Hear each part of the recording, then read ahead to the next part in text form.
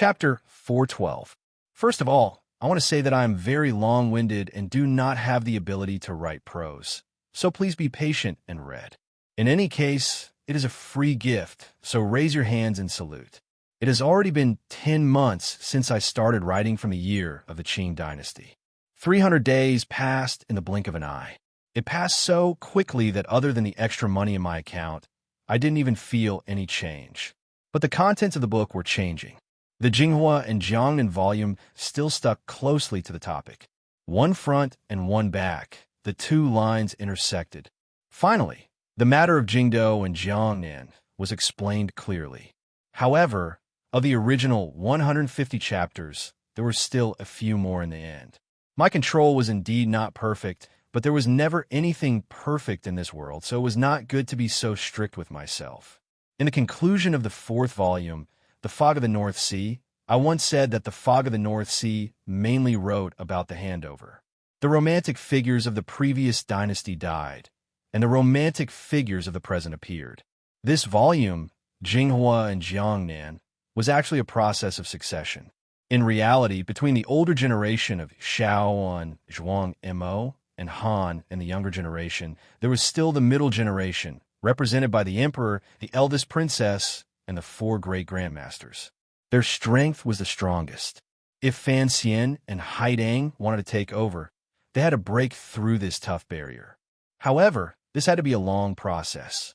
Given Fan Xian and Haitang's current strength, they could only slowly wait for an opportunity. Fortunately, that middle generation was not a piece of iron. There would be big problems between them. This was the main content of the last two volumes. The succession in this volume was a difficult kind of work. Destruction was always easy, and construction was always difficult. In this volume, Fan Xian fought the princes in Jingdou and subdued the Ming family in Jiangnan. Although he did not succeed completely, he still achieved his desired goal. However, this process was too troublesome. After the troublesome process, Fan Xian finally truly controlled the Overwatch Council and the palace treasury. He began to emit the aura of a bastard. A friend suggested that the fifth volume was written well, but the style was a bit too gloomy. I had to admit that there was nothing I could do about it. Brilliant political battles never existed. In a society with imperial power, one could not rely on criticism and self-criticism to resolve internal conflicts. The reason why I had such a feeling, apart from the content of this scroll, was because I wasn't very good at writing such schemes. My IQ was only at the level of the average person, so when I wrote, it was natural for me to feel gloomy and sluggish. The first half of the fifth volume wasn't too bad. The battle with the eldest princess and the second prince had already been foreshadowed in the first 4 volumes, so it was easier to write. Moreover, there were some new characters that I liked, so I was happy to write it. These people included the first prince, the shadow, the woman. By the time he went down to Jiangnan in the middle, he froze. It wasn't that he hadn't thought about it. He had thought about it a long time ago, but it was written that he was unhappy. Most importantly, Fan Xian's opponent was the Ming family, that insidious, shameless, weak, and bastard Ming family. There were no good people in the Ming family. However, in this scroll, Fan Xian could not do anything to Iron Blood, which made him very unhappy. But on second thought, didn't I write it myself? Why do I have such a problem with the Ming family? If you want to criticize, you should criticize my hands on the keyboard. So, here, I have to especially thank Fei Ligua. Yes, it was that Fei Ligua who appeared as a guest in many books. Around the 1st of December, around the time Fan Xian went down to Jiangnan to take in Xiaqi Fei, I once had a long chat with him on QQ for an entire day. We talked about the years in Jiangnan. Thank you to him for giving me many good ideas and giving me many good ideas. He gave me serious criticism and said that I should have some confidence in myself and not always think that I won't write well. Once I think I can't write well, I really won't write well. In such long-winded words, I really have to thank him. I want all of those ideas. I want all of those ideas too. One by one, I want all of them. My original design is filled to the brim, so even if the style is gloomy, I'm not afraid. I believe that everyone can see the effort in this scroll. Most importantly, I had recovered my confidence. Many people said I was narcissistic. The people who loved me said this on their blogs, as if they were looking at a cute puppy. The people who hated me said this through gritted teeth on the forums. In reality, narcissism was just a strong reaction to lack of confidence. I always thought that I could write better, so I wasn't confident. But later, I finally understood that my writing was good enough. At least, it was worth the money everyone spent on subscriptions. That was enough. I always thought that I could write better, so I wasn't confident. But later, I finally understood that my writing was good enough. At least, it was worth the money everyone spent on subscriptions. That was enough. At the same time, I had to thank those readers on QQ who generously gave suggestions. Hua Hua, Pillow, and especially the one with the evil smile on his face who strongly urged me to use Wang Cheng's cameo. There were also a few people whose names I had suddenly forgotten. Plum Blossom, Sarui, I won't be listed. Thanks to all the TV. The 5th volume, Beijing Jiangnan. What I liked the most were the occasional chapters in the first half of the novel. For example, listening to the wind and rain in a small building, or an assassination in a rainy day. Although the things I wrote were very intense, they were full of spirit. Not only did I write the feeling of the picture, but I also wrote the texture. Also, the second half of the plot was interlocking, the rhythm was appropriate, and the foreshadowing could be caught. This wasn't narcissism. It was a kind of self-comparison. I had written novels for more than 6 years, but it was rare to write such solid words. This was really a kind of improvement for me. Other than the major channels, what else was important in the 5th volume? I thought it was nothing more than the women by Fan Xian side. There was no need to mention this. I also didn't like to use the phrase, take what you want. Cece was taken, but Haidang was? I always felt that Fan Xian was taken by Haitang. Wanner would have children, Haitang wouldn't marry anyone else, and Ruruo would finish her studies and return to the country. This wasn't a promise I made, but I was willing to write it that way. Later, there was something more fun. Just thinking about it made it fun. That was why the next volume was called Pleasure Before the Palace. Pleasure. That should be the meaning of the word, but it actually had 3 layers of meaning. After I finished writing it, everyone would understand. It was quite fun. However, no matter how fun it was, people would still die. In this new volume, I will definitely be able to write a good scene. I hope everyone will be satisfied. I will try my best, but there are times when I'm at my limit. Perhaps some of the chapters aren't that good. Please be understanding. I will try my best. All right, the summary of the 5th volume ends here. Now, let's talk about the past year, 2007. In the past year, a few of my relatives left. It was a very difficult thing to bear. Other than that, it was tiring. I started writing the year of the celebration of the Lunar New Year in May until today. I hadn't rested, not even for a day. Although I went to Beijing to attend the award ceremony in July and didn't write for a few days, those days were also very tiring. Although I didn't write for 10 days during the new year, it was actually more tiring than writing. I'll talk about it later. Other than typing, there was more typing every day. This kind of life is really not that smooth, so I really admire those writers who work every day for several years. I only persisted for half a year, and I can't take it anymore. While I was writing Suzuku, when I was writing crazily, I would still take a day off every week. But now, even that day has been thrown away. Why do I have to make myself so tired? There are 3 reasons. First, everyone was waiting to see. Second, I could earn money. Third, I knew that I was a lazy person. As long as I rested for a day, it would become a habit. It would be hard for me to wind myself up again. That was why I didn't dare to relax. And the reason why I can persist, other than the first 2 reasons mentioned above, is naturally because I like to write. I really like to write. When I write proudly, I will really slap the table and shout good. Sigh. It seems that this proves that I'm narcissistic. Then let's not talk about it. In the past year, other than being sad and tired a few times, everything was good. Very good, very good. There is nothing more to say. So, thank you everyone. Finally, I will tell the story of this trip back to my hometown.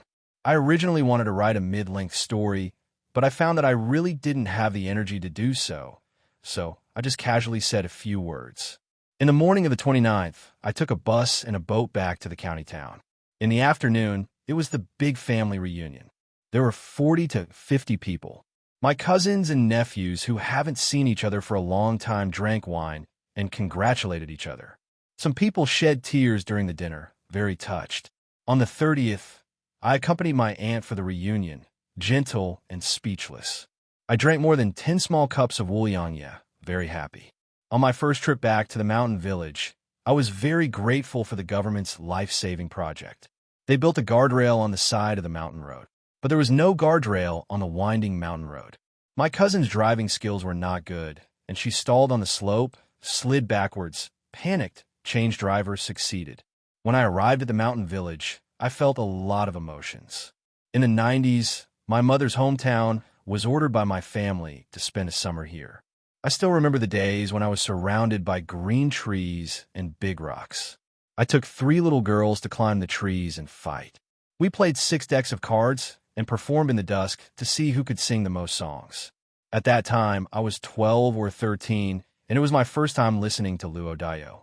The girls who were a few years younger than me didn't understand, so we competed in singing nursery rhymes and folk songs. That summer, the song I sang the most was, "Today is your birthday, my motherland." It seemed to be this name. When I arrived at the mountain village that day, I went to the trees and rocks that I used to climb. I brought my brother-in-law and niece, who had never been here before. Unfortunately, I only found the big rocks, and the trees seemed to have been cut down. I wanted to go to the house where my third uncle used to live because I used to live in that house, and I always thought that house was the most beautiful villa in the mountain village. Unexpectedly, I didn't take a few steps before I heard a dog barking. I suddenly remembered that in 1990, I was also welcomed by 2 big yellow dogs on both sides of the road. I trembled as I entered the house, so I was scared. Unexpectedly, it was a black dog that looked like Chin Shuping. My third uncle had moved to the county town. In the village, there were a few uncles, no, a lot of uncles. They were busy giving New Year greetings, reminiscing, and being moved. For days passed in a flash. During these 4 days, there was no internet, no computer, and my cousin's newly built house didn't move the TV over, so I didn't even watch TV. At night, I would stand on the balcony of the new house and stare at the lights on the opposite mountain ridge in a daze. The night in the mountain village was very dark, and the lights really looked like the stars in the sky. It was not a petty bourgeois, although it was really something. The main reason was that we went to the mountain ridge on the second day of the new year. The mountain ridge was called Zhongxing Liangzi, and it was directly opposite our village. There was a river between the 2 mountains, and there was a stone dam on the river. It was very beautiful. The problem was that the mountain was very high. It looked very high from the mountainside, not to mention the climb up the mountain. But we still had to go there. It was because it was the place where my mother had fought and lived 30 years ago. After she graduated from the teacher's college, she was assigned to teach in the primary school on the mountain. She lived there with her sister and grandmother for more than 5 years. When my mother left the mountain, she was already 8 months pregnant with me. She went down the river to Yichang. I was always curious.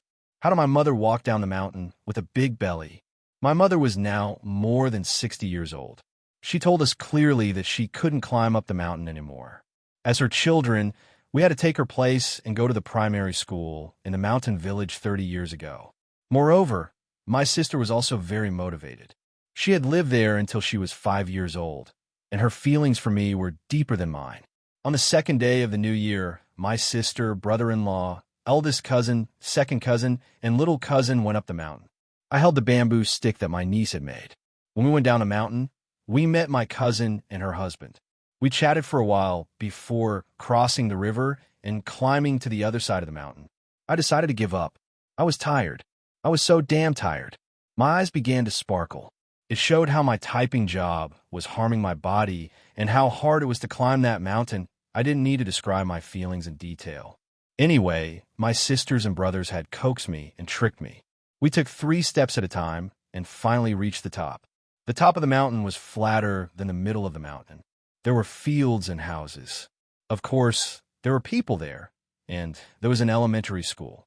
The old school from 30 years ago had been demolished, but the new school was still on the mountain.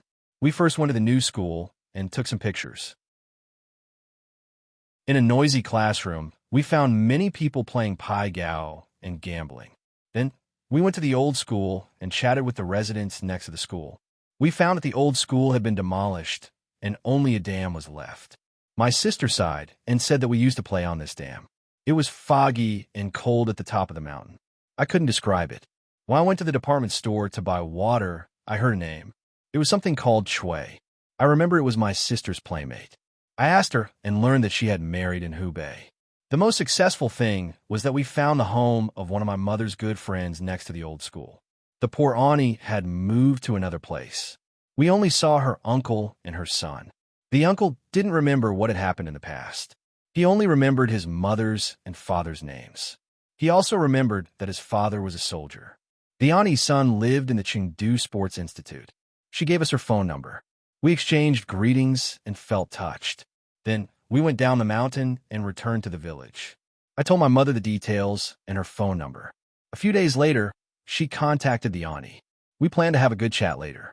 When we returned to the village, we met her eldest cousin's son and daughter. They were very sad. My eldest cousin was the sister I had mentioned in the article. She had passed away. All right, let's not talk about this anymore. Life in the village was good. My niece, brothers, and sisters had fun. I saw them playing landlord and climbing the mountain happily. It was like a pilgrimage. My sister told me that if I didn't climb up, I would regret it for the rest of my life. Now I believe it because I've climbed up. In the future, I will let my niece climb there again. My mother didn't have a good time on the mountain. However, she didn't tell me the details. Fortunately, there were many uncles who could help carry things up. She only told me that on the first day, she brought her sister and grandmother to the elementary school. The wind was strong and it was raining. The three women, old and young, hugged each other. Grandmother comforted my mother. Daughter, don't be afraid. We left the village on the 4th day of Chinese New Year. On the 5th day, we went to warm up the son-in-law's house. Son-in-law was someone close to us. Now that we met across the yellow earth, we didn't feel as sad as when we first heard the news. It was more of a comfort. The younger generation was living well. After kowtowing and burning joss paper, we arranged the dishes and wine along the graveyard. We sat with the son-in-law, toasting and eating as if we were going on an outing. When we went down the mountain, we saw those white banners. I didn't know if it was the name. All right, let's not talk about this anymore. In short, I went back to my hometown and found that the new town was very beautiful. My elders were healthy, my brothers and sisters were rich, and the younger generation was well-behaved. I was very happy. All right, one last thing. On the 5th day of Chinese New Year, after drinking, we went to sing. One of the girls who had competed with me in the village was there. She had graduated from university several years ago and was working in Haitian.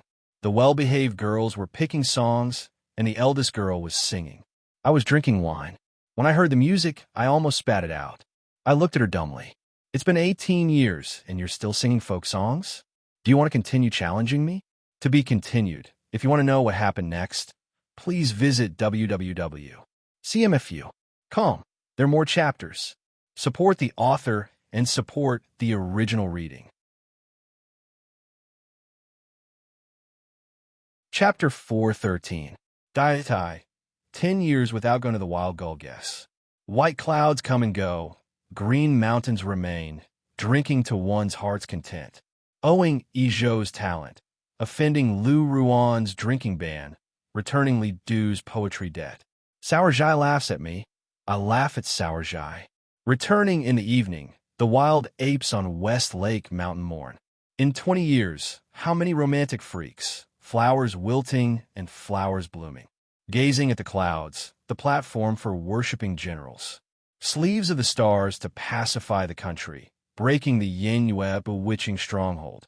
Sour Jai laughs at me. I laugh at Sour Jai. Yuan Zhang Kajahal, 2 poems of Sour Jai rhymes. As a note, the weather in Wuzhou was hot. Perhaps the little wild flowers in the corners of the streets knew their days were numbered. So they used all the strength in their bodies to angrily carry out their final bloom. The yellow color contrasted with the gray city walls and appeared all the more eye-piercing.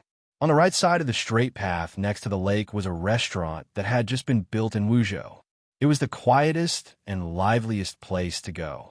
The so-called quietness and liveliness did not actually conflict. Quietness referred to the environment, while liveliness referred to the crowd.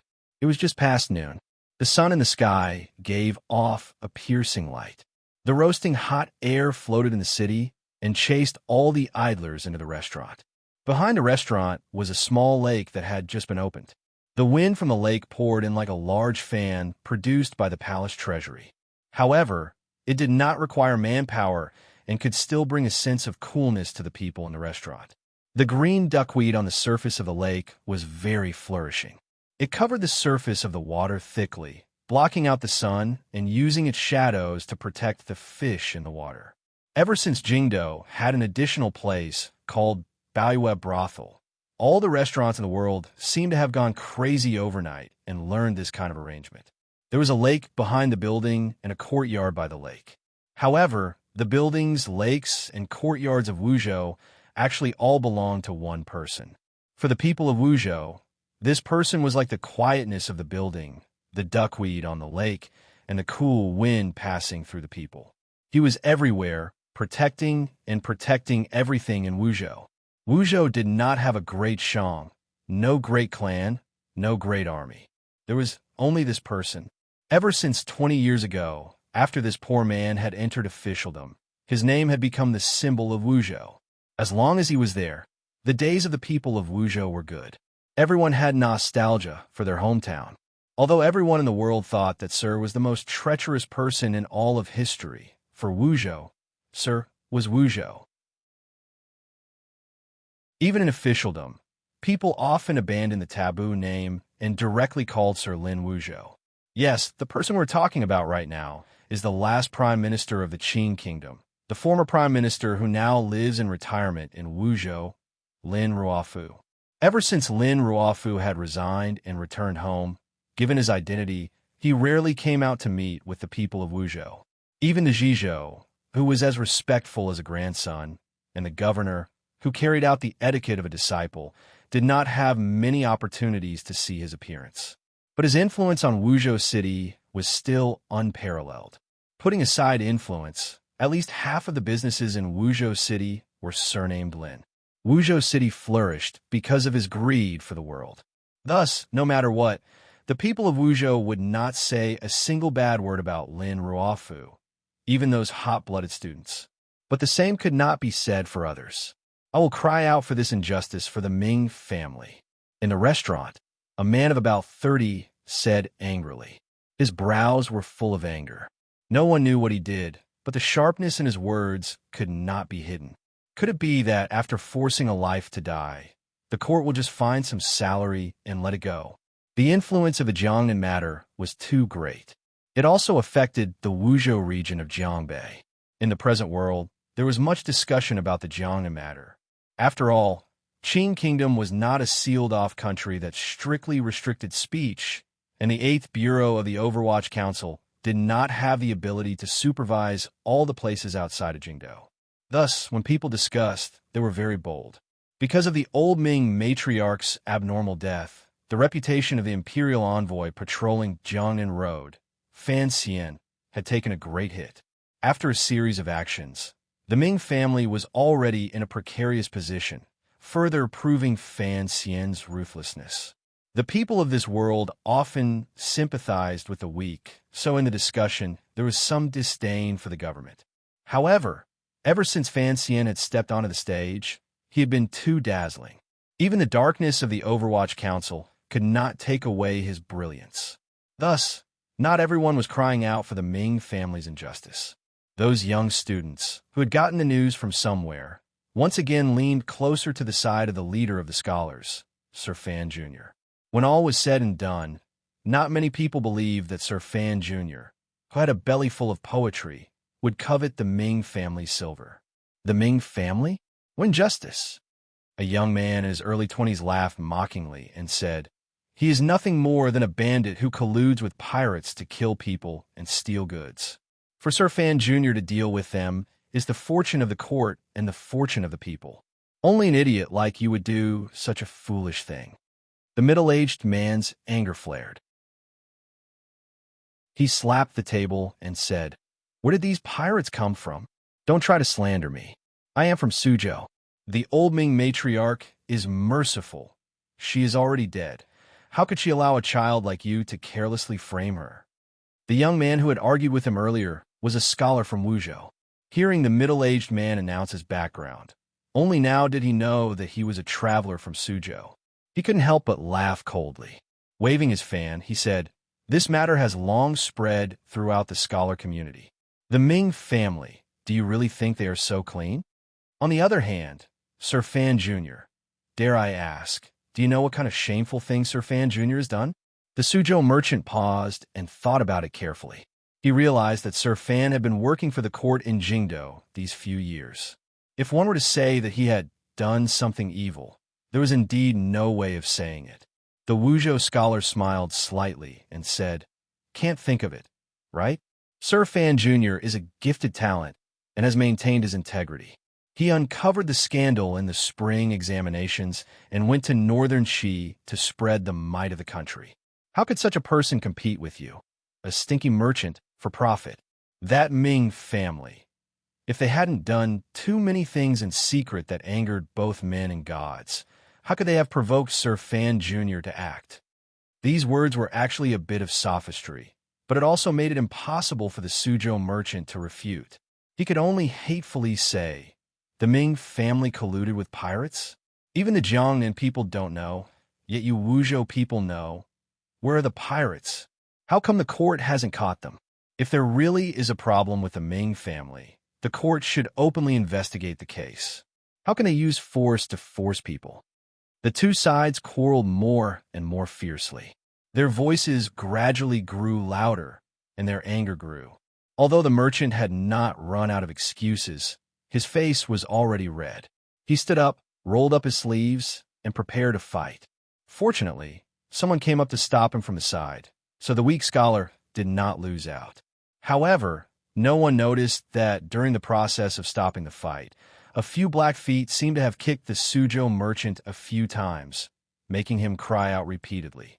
Looking at this scene, the people in the restaurant were slightly surprised, particularly the travelers passing by Wuzhou.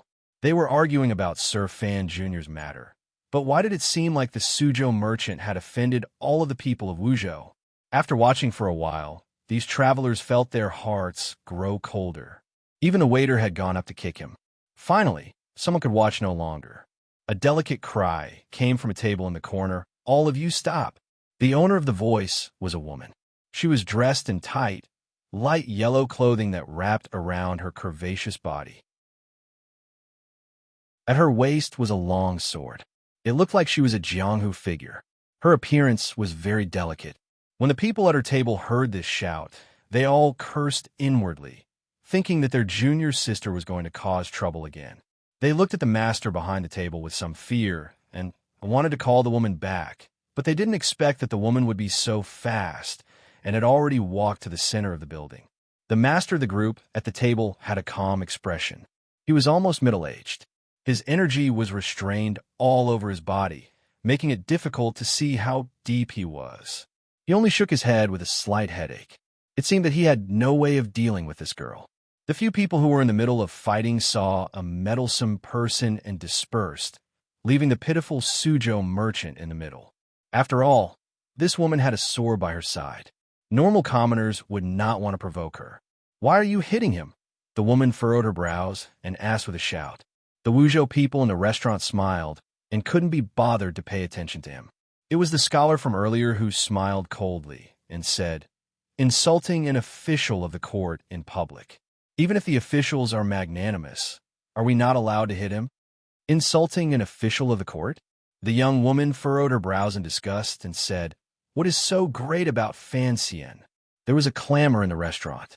Even if the Suzhou merchant had been disrespectful toward Fan Xian, hearing this woman shamelessly look down on Fan Xian, he couldn't help but be surprised. Who was Fan Xian? In this world, which young man could be more famous than him? How could this girl dare to speak like this? The Wuzhou scholar smiled coldly and said, "Sir Fan Jr. is indeed not that great. However, it is difficult to find someone more extraordinary than him in this world." The beautiful woman furrowed her brows as if she felt that bullying these people was not much of an ability. She asked, "What does this have to do with you?" The Wuzhou scholar laughed slightly and said, "You don't understand? Sir Fan Jr. is the son-in-law of Wuzhou. This person dares to say bad things about our son-in-law in a Wuzhou restaurant. Don't you think he's asking for a beating?" The son-in-law of Wuzhou. Fan Xian had married Lin Ruofu's daughter. Naturally, he had established a close and exceptionally strange relationship with Wuzhou, a place he had never been to before. After Prime Minister Lin had abdicated, Wuzhou had no one to speak for in Jingdou. The people were not many and somewhat angry. However, Fan Xian, the son-in-law, was so domineering. The people of Wuzhou also felt honored. How could they allow foreign travelers to talk about Fan Xian so wantonly? The beating the Suzhou merchant received was truly an unexpected calamity. Who told him to forget Sir Fan Jr.'s relationship with Wuzhou? The beautiful woman seemed to hate hearing Fan Xian's name. The corners of her lips twitched slightly, revealing a glimmer of mockery. So what? I don't see him being presumptuous in Northern Qi. So, he is just relying on his father-in-law's prestige and hiding in Wuzhou like a turtle. So, the people at this table were Northern Qi people. Although the Qing Kingdom and Northern Qi had long restored diplomatic relations, the two countries were connected through marriage, and with the matter of Ku, he taking a disciple, they were, after all, old enemies of decades. The hatred between the people of the two countries had not decreased much. At this moment, when they heard the woman reveal her identity, everyone in the building revealed expressions of alarm and fear. Even the Suzhou merchant who had been beaten felt unlucky and spat on the floor. Without saying a word of thanks to his benefactor, he turned around and went downstairs. The beautiful woman was of noble birth, and her teacher was a leading existence in the world. Since childhood, she had never received so many supercilious looks. Her mood immediately became terrible. It was at this moment that the Wuzhou scholar cursed angrily. "If Sir Fan Jr. is a turtle, then what is your Northern Qi saint girl?" The restaurant immediately quieted down. It was so quiet that even the movement of the hair next to the beautiful woman's angry face could be heard. The Northern Qi woman's expression became cold. A glimmer of coldness flashed through her eyes. It was as if she had been truly angered by these words. Her finger slowly pressed against the hilt of the sword at her waist. A wave of sword intent forced out and immediately froze the cool breeze in the restaurant where it was. Such a mysterious realm. How could a normal person stand against it? The Wuzhou scholar only felt his legs weaken. With a face full of shock, he was about to kneel to the ground. At the table, the teacher of the Northern Qi woman, a middle-aged man with a solemn expression, shook his head in disapproval and said, "Don't hurt people." The Northern Qi woman hatefully let go of the hilt of her sword, but her expression flickered. She struck out with her palm. At this moment, a gray shadow flashed and blocked in front of the Wuzhou scholar. The middle-aged man at the table furrowed his brows. The beautiful woman had struck out with her palm long ago and could not pull it back. It crashed forcefully into a hard object. She gave a muffled grunt and felt a powerful force coming from the other person's body. She was not a match at all. Her chest felt heavy, and she was shaken back a number of steps. The newcomer was dressed in gray. One hand steadily blocked in front of his body. Between his thumb and index finger was a long knife. The tip of the knife was resting on the floor. He had used this knife to block the beautiful woman's faintly discernible palm. The beautiful woman looked at the strange knife in the gray-clothed man's hand and his expressionless face. She huffed coldly. She knew she was not a match for him, but she was not very afraid. Her teacher and fellow disciples were all sitting at the table behind her. In the entire Qing kingdom, as long as Yuliyun did not come, who could do anything to her? However, she was not willing to take the loss of this palm. Gritting her teeth, she flipped her wrist and pulled out the thin sword at her waist. The sword flashed, and she prepared to attack. "Come back." The middle-aged man at the table behind her spoke slowly. Although his voice was light, it had an authority that could not be resisted. The girl angrily stamped her feet and retreated to the side of the table. Unwillingly, she said, "Teacher, let me fight again. I don't believe I can't beat him." The middle-aged man smiled slightly and said, "Last year in Shangjing, even your brother, Pu Zhucheng, lost to this man. How can you be a match for him?" The girl paused and turned her head to look. She saw the ace who had appeared out of nowhere bow to her teacher. "Sir Lang Tiao, long time no see. Brother Gao, long time no see. What a coincidence today." The middle-aged man at the table was the first disciple of the Northern Qi imperial advisor Ku He, the foremost ace in the palace, and Haidang Duodua's brother disciple, Sir Lang Tiao.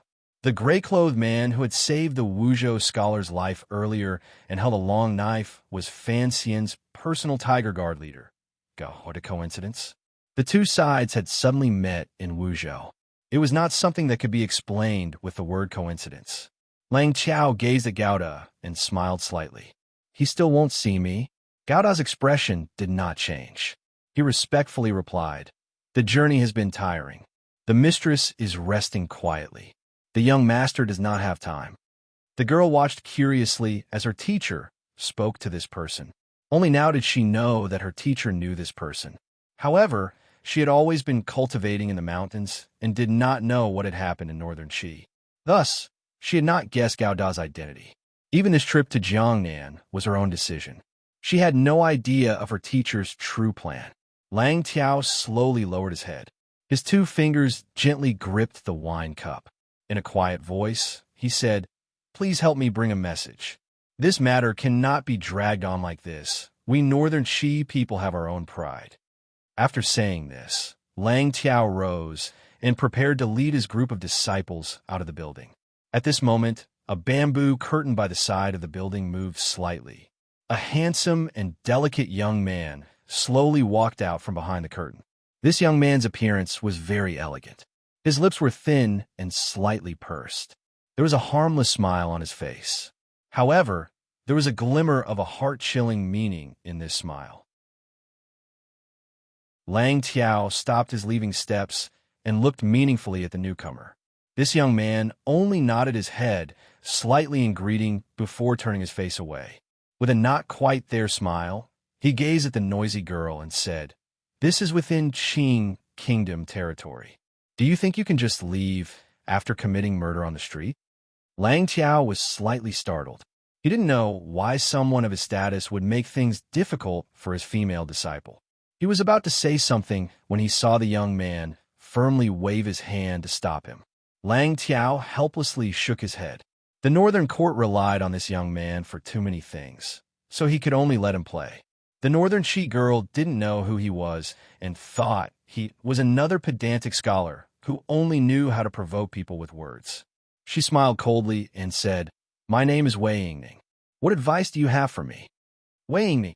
The young man looked at this elegant girl.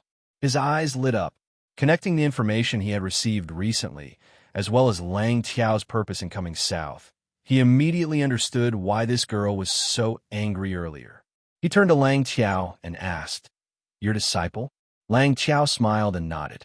The young man scratched his head. "She is Wei Hua's sister?" Lang Tiao nodded again and found it funny. He prepared to see how this young man would handle this matter. No one expected that the young man only made an "oh" sound and didn't ask anything else.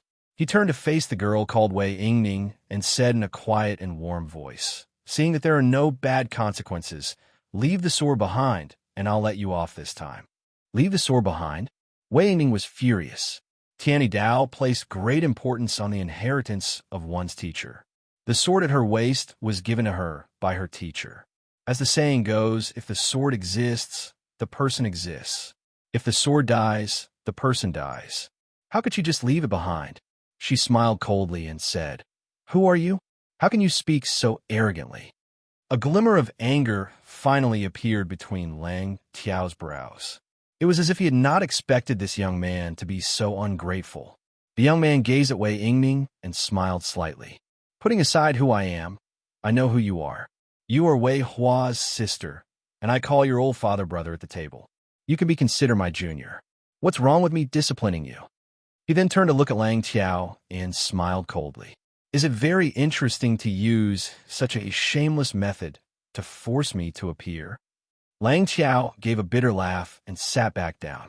The disciples in his group saw that their disciple's sister was being humiliated while their teacher, who enjoyed great prestige in northern Qi, did not care. They couldn't help but feel shocked. Wei Yingming listened to his words and did not believe it at all. Her father was Marquis Chongning, the brother of the northern Qi Empress Dowager. How could he call this beautiful young man, who was like a woman, brother? Her lips trembled slightly in anger. Pointing her sword forward, she shouted, "Don't speak nonsense." The young man looked at her disapprovingly. He thought to himself that such a violent and bad temper was not like Wei Hua, that little thief. Rather, it was very much like Marquis Chongning, that old drunkard. Putting aside his relationship with her family, just the trouble that the old northern Qi whore had caused for him was enough for him to teach her a good lesson today. He waved his hand and moved like lightning. The tip of his finger gently touched the web between Wei Yingming's thumb and index finger.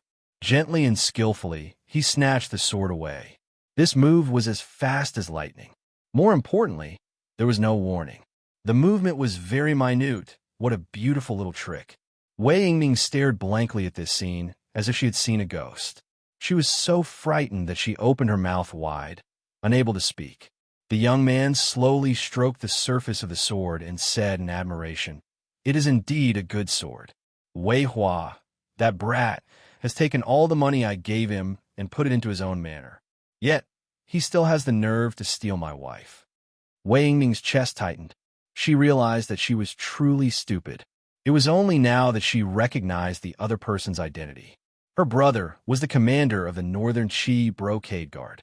He was a person feared by everyone.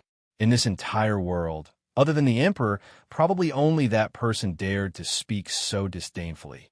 The young man gently flicked the back of the sword. Looking at her with furrowed brows, he said, "My sister is your disciple aunt. My fiancé is your aunt master. No matter how you look at it, you are my junior. Is there a problem with me teaching you a lesson?" Tianyi Dao was indeed particular about this. Wei Yingming had nothing to say. She only thought of the despicable young man in front of her taking liberties with Duo and humiliating her Wei manner. Her face flushed red with anger. "Correct. I am the son-in-law of Wuzhou," Fan Xian said with a slight smile. Fan Xian smiled slightly and said, "I know why you have come, but give up. Tell Wei Hua to also give up. More accurately, tell your Empress Dowager to give up. In a few days, in the end, you will also have to call me son-in-law." After saying this, he crumpled the sword in his hand into a ball of scrap metal and threw it back. The state of the first part of the paper is a bit bad because I wrote the summary too happily. I wrote a 5,000-word summary. It's useless now. If you want to see the summary, please look at the previous chapter. I wrote it very happily. It's free. To be continued. If you want to know what happens next, please go to www. CMFU. Com. There are more chapters. Support the author. Support the original reading.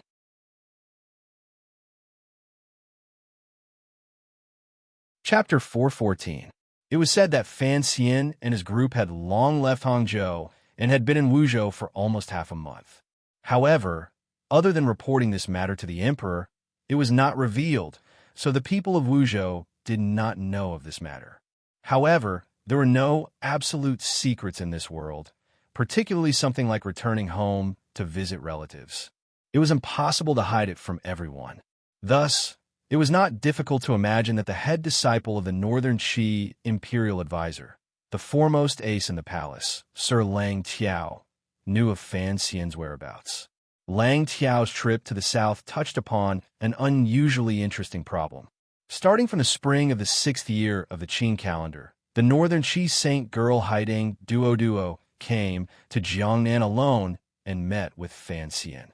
The story of these few months had long spread throughout the north and south of the Yangtze River. Under Fan Xian's purposeful arrangements and the spread of rumors, everyone believed that there was an indescribable, ambiguous, and warm relationship between the imperial envoy of the Qin court and the Northern Qi Saint girl Haiding. Just like how Fan Xian and Haiding were worried about on that bed and under that large blanket, Such a romantic story between a man and a woman tugged at the hearts of too many people. The Qing kingdom had yet to react, but northern Qi could not hold it in. Haidang was Ku He's favorite disciple, the disciple aunt closest to the northern Qi emperor and the northern Qi empress dowager's favorite junior. Such an outstanding woman, such a Tianmai being responsible for raising the spirits of the northern Qi people and raising the morale of the entire country, was rumored to be marrying into the Qing kingdom. This reality made the northern Qi people angry and also made the northern Qi royal family anxious. Furthermore, those in high positions knew of Fan Xian's position in the Qing kingdom. They also knew of the dishonorable role Fan Xian had played in that matter. The northern Qi emperor greatly admired Fan Xian. He was, at the very least, a fan of the story of the stone. Although the empress dowager was young, her personality was stubborn. She would not allow this matter to happen. On the issue of Shenzhong, Shang Shanhu, and the issue of the provost of the brocade guard, the young emperor of northern Qi had successfully forced his mother to make concessions. However, on this matter of marriage and face, the northern Qi empress dowager's words were still very powerful. It was impossible for the young emperor of northern Qi to forcefully hold on. Furthermore, in that deep abyss of thought, the northern Qi emperor did not necessarily want Haitang to marry into the Fan manor. First, it was the problem of the several million taels of silver. Second, it was the problem of the young emperor's mind. Therefore, the little emperor remained silent on this issue, and the one in charge was the empress dowager. The empress dowager's opinion was very simple. How could a proper saintess of a country be dragged into those filthy rumors and unable to extricate herself? How could her most beloved duo be married to that scoundrel Fan Xian without any status? Thus, she had sent out a group of people, led by Lang Tiao, to invite Haidang back to northern Qi. At the same time, she had arranged a seemingly well-matched marriage for Haidang. In any case, no matter what, he could not let Haidang marry Fan Xian. This was the thought of all of northern Qi. Concerning Haitang's marriage, the Empress Dowager had arranged it to the son of Marquis Ning, her own nephew, Sir Wei Hua, the head of the brocade guard. The two of them were close in age. Wei Hua was indeed a capable official with a high status. He was indeed a good match. However, Wei Hua was not an idiot. First, he did not want to marry a woman more powerful than him into the family. Second, he did not want to offend Fan Xian on this issue. Everyone knew that Fan Xian had inherited one of Chun Pingping's quirks. It was to absolutely shield and hold grudges. Stealing someone's wife, what kind of grudge was that? Each time Wei Hua thought of what Fan Xian had done in northern Qi, even though he was surrounded by brocade guards, his heart still felt cold. Regardless of whether or not Wei Hua wanted to marry, he did not have the courage to disobey the Empress Dowager's edict. He could only use the brocade guard's secret letter to send to the Overwatch Council in the south to explain the matter to Fan Xian. At the same time, he reminded Fan Xian of this matter and rushed to remove himself from it. However, the people heading south still came. There was the stubborn Lang Tiao, as well as Lang Tiao's female disciple, Wei Hua's sister, Wei Yingning. Wei Yingning liked Haitang, just like all the women in northern Qi. She had always thought that the commissioner of the Overwatch Council in the south had used some shameful trick to keep Haitang in Suzhou. When she found out that the Empress Dowager had ordered Haitang to become her sister-in-law, she was the happiest person. Thus, after coming to Qing Kingdom, she became the angriest person. Looking at it from another angle, the things Fan Xian had done and said were an intolerable humiliation to Haitang's future husband's family, the Changningho Manor. That was why Wei Yingning was so impulsive. She was impulsive, but that did not mean her teacher, Lang Tiao, would also be impulsive. Lang Tiao was Ku He's first disciple and one of the most powerful figures in the world. Of course, he knew why the Empress Dowager had sent them on a diplomatic mission to the South Kingdom. After passing Wudu, they headed south but stopped in Wuzhou. They did not go straight to Suzhou to bring Haitang back home. Whether or not Haitang returned was not only Haitang's business. It was also the business of the young man in front of him. Lang Tiao looked at Fan Xian's delicate and peerless face and couldn't resist letting out a sigh. If they went to Suzhou to bring Haidang back home, regardless of whether she was willing or not, without Fan Xian's permission, a grudge would certainly be formed. Everyone under heaven knew that Sir Fan Jr. of the South Kingdom and Northern Qi's Saint Girl Haidang were a match made in heaven. Even someone as proud as Lang Tiao did not dare to provoke Fan Xian too much on this issue. Without Fan Xian's permission, they wanted to bring Haidang back to Northern Qi. They were also afraid that they would face the pursuit and pursuit of the Qing army. Thus, he had them stay in Wuzhou. He wanted to meet with Fan Xian and report this matter. However, Fan Xian clearly knew that these people were in Wuzhou, yet he continued to avoid them. This was normal.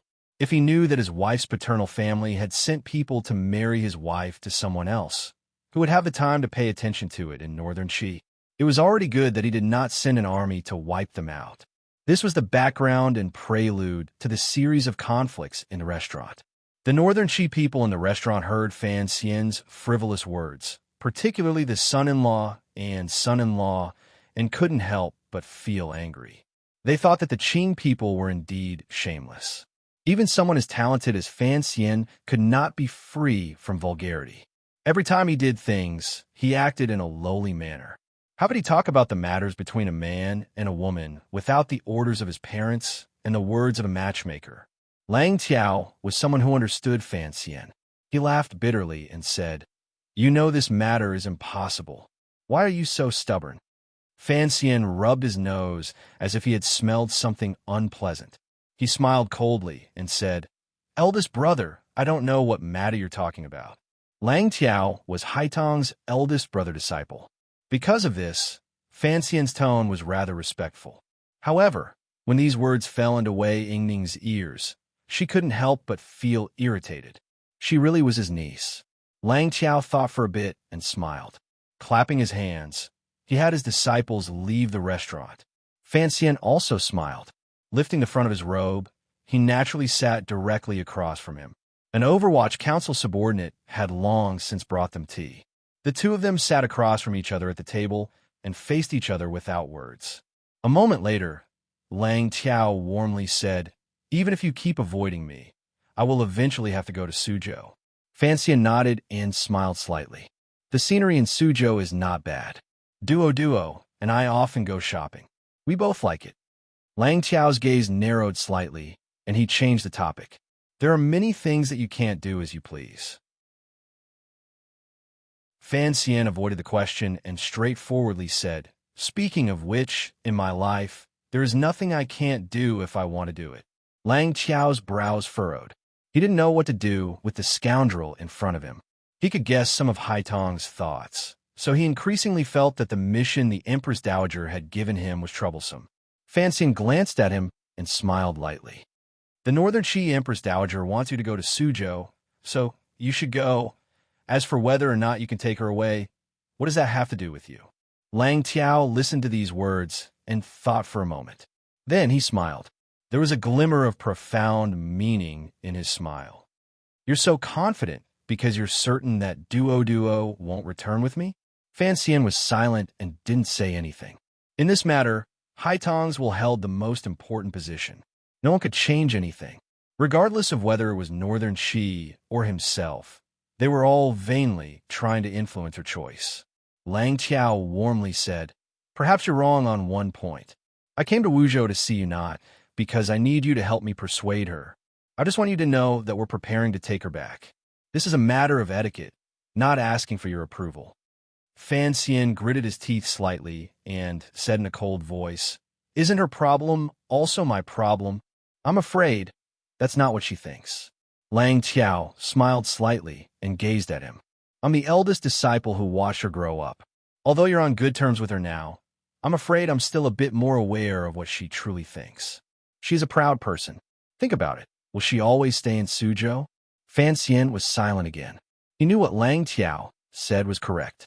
Duo looked like a village girl and did things gently.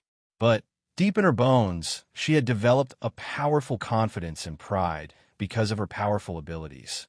It was indeed difficult to have such a woman wait for him in Suzhou.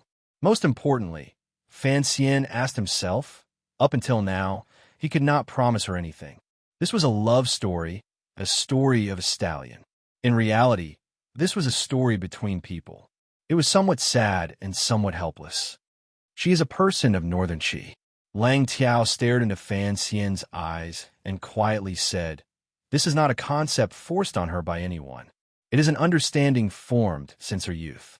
When her own path conflicts with the interests of the court and the people, you should be able to guess what she will choose." Fan Xian suddenly opened his mouth and furrowed his brows. "When have you ever respected her opinion?" "That's not right," Lang Qiao straightforwardly refuted. "It's just that you've always influenced her opinion." Fan Xian was slightly angry.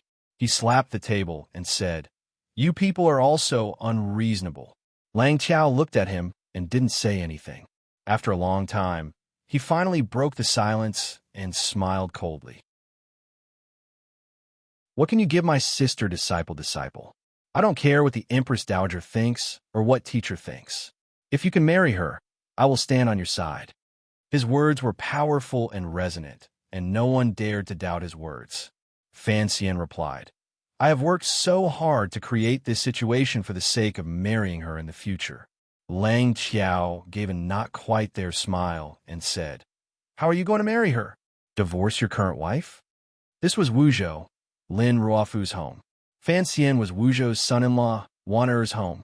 Regardless of whether it was Lin Wan Er or Haitang, they could not be someone's concubine. Regarding this problem, Fan Xian himself had no solution. A long time ago, he had once ridiculed the eldest princess and thought that her vision was limited because she had a butt. Only now did he sadly discover that he also had his own limitations. He was not as good as Yi Qingmei, not as good as his mother. He was sitting on his, but in this world, but he temporarily had no way to break through the world's resistance. Looking at Fan Xian's expression, Lang Tiao smiled faintly. "Coming to Wuzhou is just out of courtesy to let you know. After all, in the Qing kingdom, you are the closest to us. It is not good to hide these things from you. To tell you the truth, if we go to Suzhou, Duo will certainly come with us." Fan Xian was silent, thinking of Duo's nature in nature. He knew that Lang Tiao's words were correct. Duo was too smart, so she was too stupid, too merciful, and so she was too cruel to herself. "You should go to Suzhou." Fan Xian didn't know if he had thought through something or not as he spoke with a slight smile. At this moment, it was Lang Tiao who froze. Fan Xian warmly said, "I've thought it through. It's never good to be too selfish in this matter. It's also not good to have her bear the pressure of a country. If she wants to go back, then go back. It's like returning to her maternal home." Lang Tiao sensed a trace of uncertainty in his words. Fan Xian continued to smile. "So what if I go back to Northern Qi? You know your junior marshal sister. How could she marry Wei Hua? Your family's Empress Dowager's thinking is too simple." Lang Tiao grunted. Fan Xian closed his eyes slightly. A mocking smile rose to the corners of his lips. Even if you asked Imperial Advisor Ku, he'd come out, and Haitang was forced to marry. But what? But in this world, who would dare to marry her? Fan Xian stared into Lang Tiao's eyes and said the most arrogant thing he had said since his rebirth. Mockingly and coldly, he slowly said, "Everyone under heaven knows she is my woman. Who dares to offend me and marry her? Does Wei Hua have the guts?" There was a death-like silence in the restaurant. A gentle breeze blew in from outside the restaurant, blowing at the sweat on the two of them. Lang Tiao was silent for a moment. He sensed the intention to destroy indiscriminately in Fan Xian's words and couldn't resist laughing. "I really don't understand you. Why must you make this matter so terrifying?" Fan Xian shook his head and said, "There are many things that you see as small, but in my eyes they are very big." Lang Tiao was silent again. After a long time, he forced a smile and said, "What a naughty joke."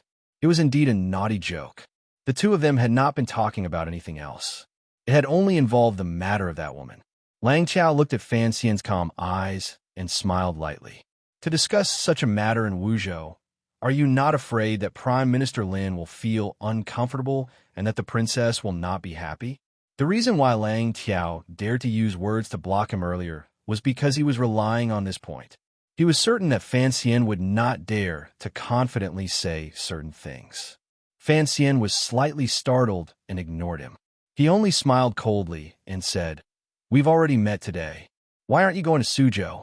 Do you want me to go with you?" Lang Tiao also ignored these words. Suddenly, his mind wandered. Warmly, he asked, "There is something I want to ask. Last year in front of the stone wall in Shi Mountain, was that black-clothed man yours?" These words had come too suddenly, so Fan Xian was unable to react. However, the training he had received from a young age was very solid.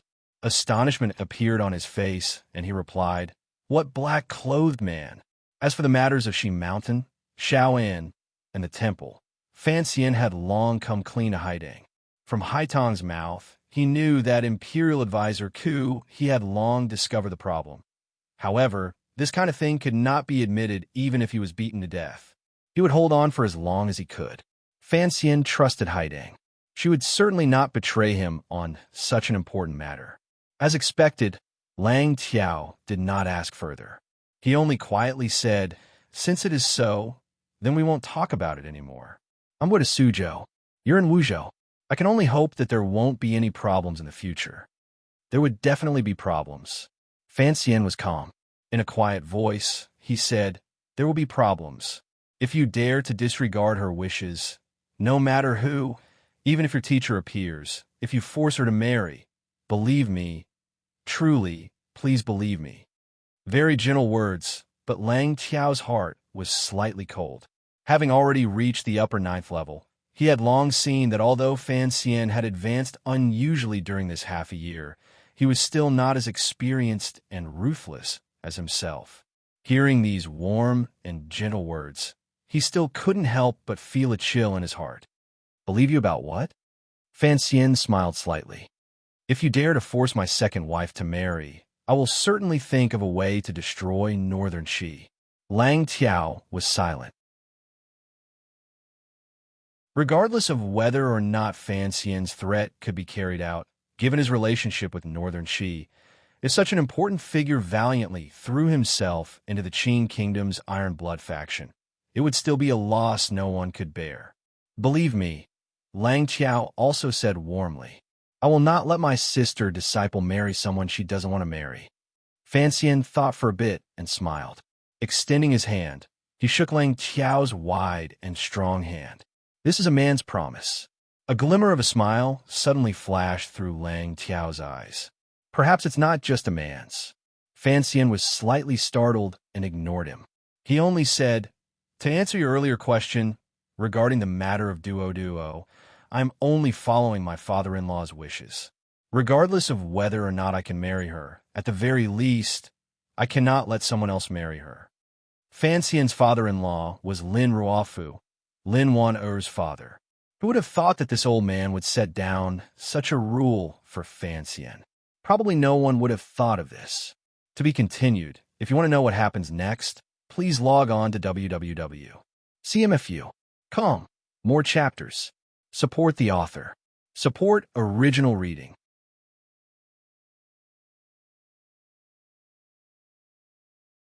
Chapter 415. Lang Tiao paused. He had thought that no matter how shameless and lowly Fan Xian was in choosing Wuzhou to negotiate, he would have to consider the Lin family's face. Who would have thought that the previous prime minister of the Qin Kingdom would be as shameless as his son-in-law? Furthermore, his skin was thick to such an extent. Was there still law? Was there still justice? This is a question of morality. Lang Tiao stood up and said to himself in his heart. He didn't want to say anything more about Fan Xian. He raised his hands in a salute and took his leave. The restaurant returned to its usual calm. Fan Xian let out a breath and wiped the sweat from his forehead before sitting back down at the table. He did not feel very nervous. As for the people from Northern Qi, they would not make him feel troubled. In any case, he understood Haidang. That woman's temper was something even he could not grasp. Even if they temporarily left Suzhou, there would always be a day when they would meet again. As the saying goes, although the Jianghu was far away, there would always be a time when saliva would flow. What truly made Fan Xian nervous and uneasy were the contents of Lang Tiao's silent curses earlier.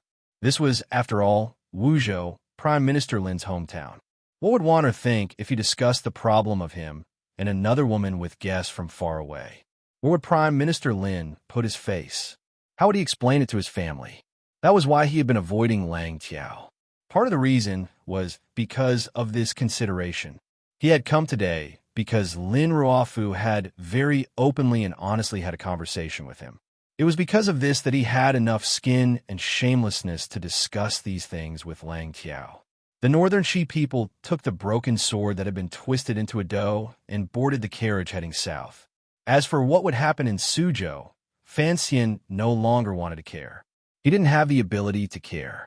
He could only wait for Deng Ziyu and the others to send back some news. He stood by the railing of the restaurant and looked at the figures of the people. He stared at the young lady of the Wei family who was still seething with anger. A bitter smile rose involuntarily to the corners of his lips. He couldn't convince Haidang, and Lang Tiao couldn't either. However, he wasn't sure whether or not he would appear. Duo was a noble person who was willing to control her own life. This was a very special point. Shortly after, he thought about the matter of returning to Wuzhou and couldn't help but feel a glimmer of guilt in his heart. Naturally, it was toward Wanner.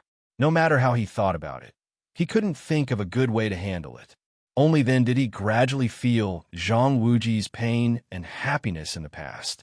However, he knew that he was not as hypocritical as Zhang Wuji, but he was even more shameless. He shook his head and opened the front of his robe, letting the wind outside the restaurant enter his clothes and cool his mind. Then, he followed the footsteps of the guests downstairs. Although he had not come to Wuzhou with great fanfare, after staying in the Lin family's manor for so many days, the news had long spread outside. The Wuzhou Zhizhou had long prepared generous gifts to visit, and the common people in the marketplace had guessed that the son-in-law was on vacation in Wuzhou. When Fan Xian's carriage traveled down the street, no one came to disturb him. Not a single citizen would expose this matter.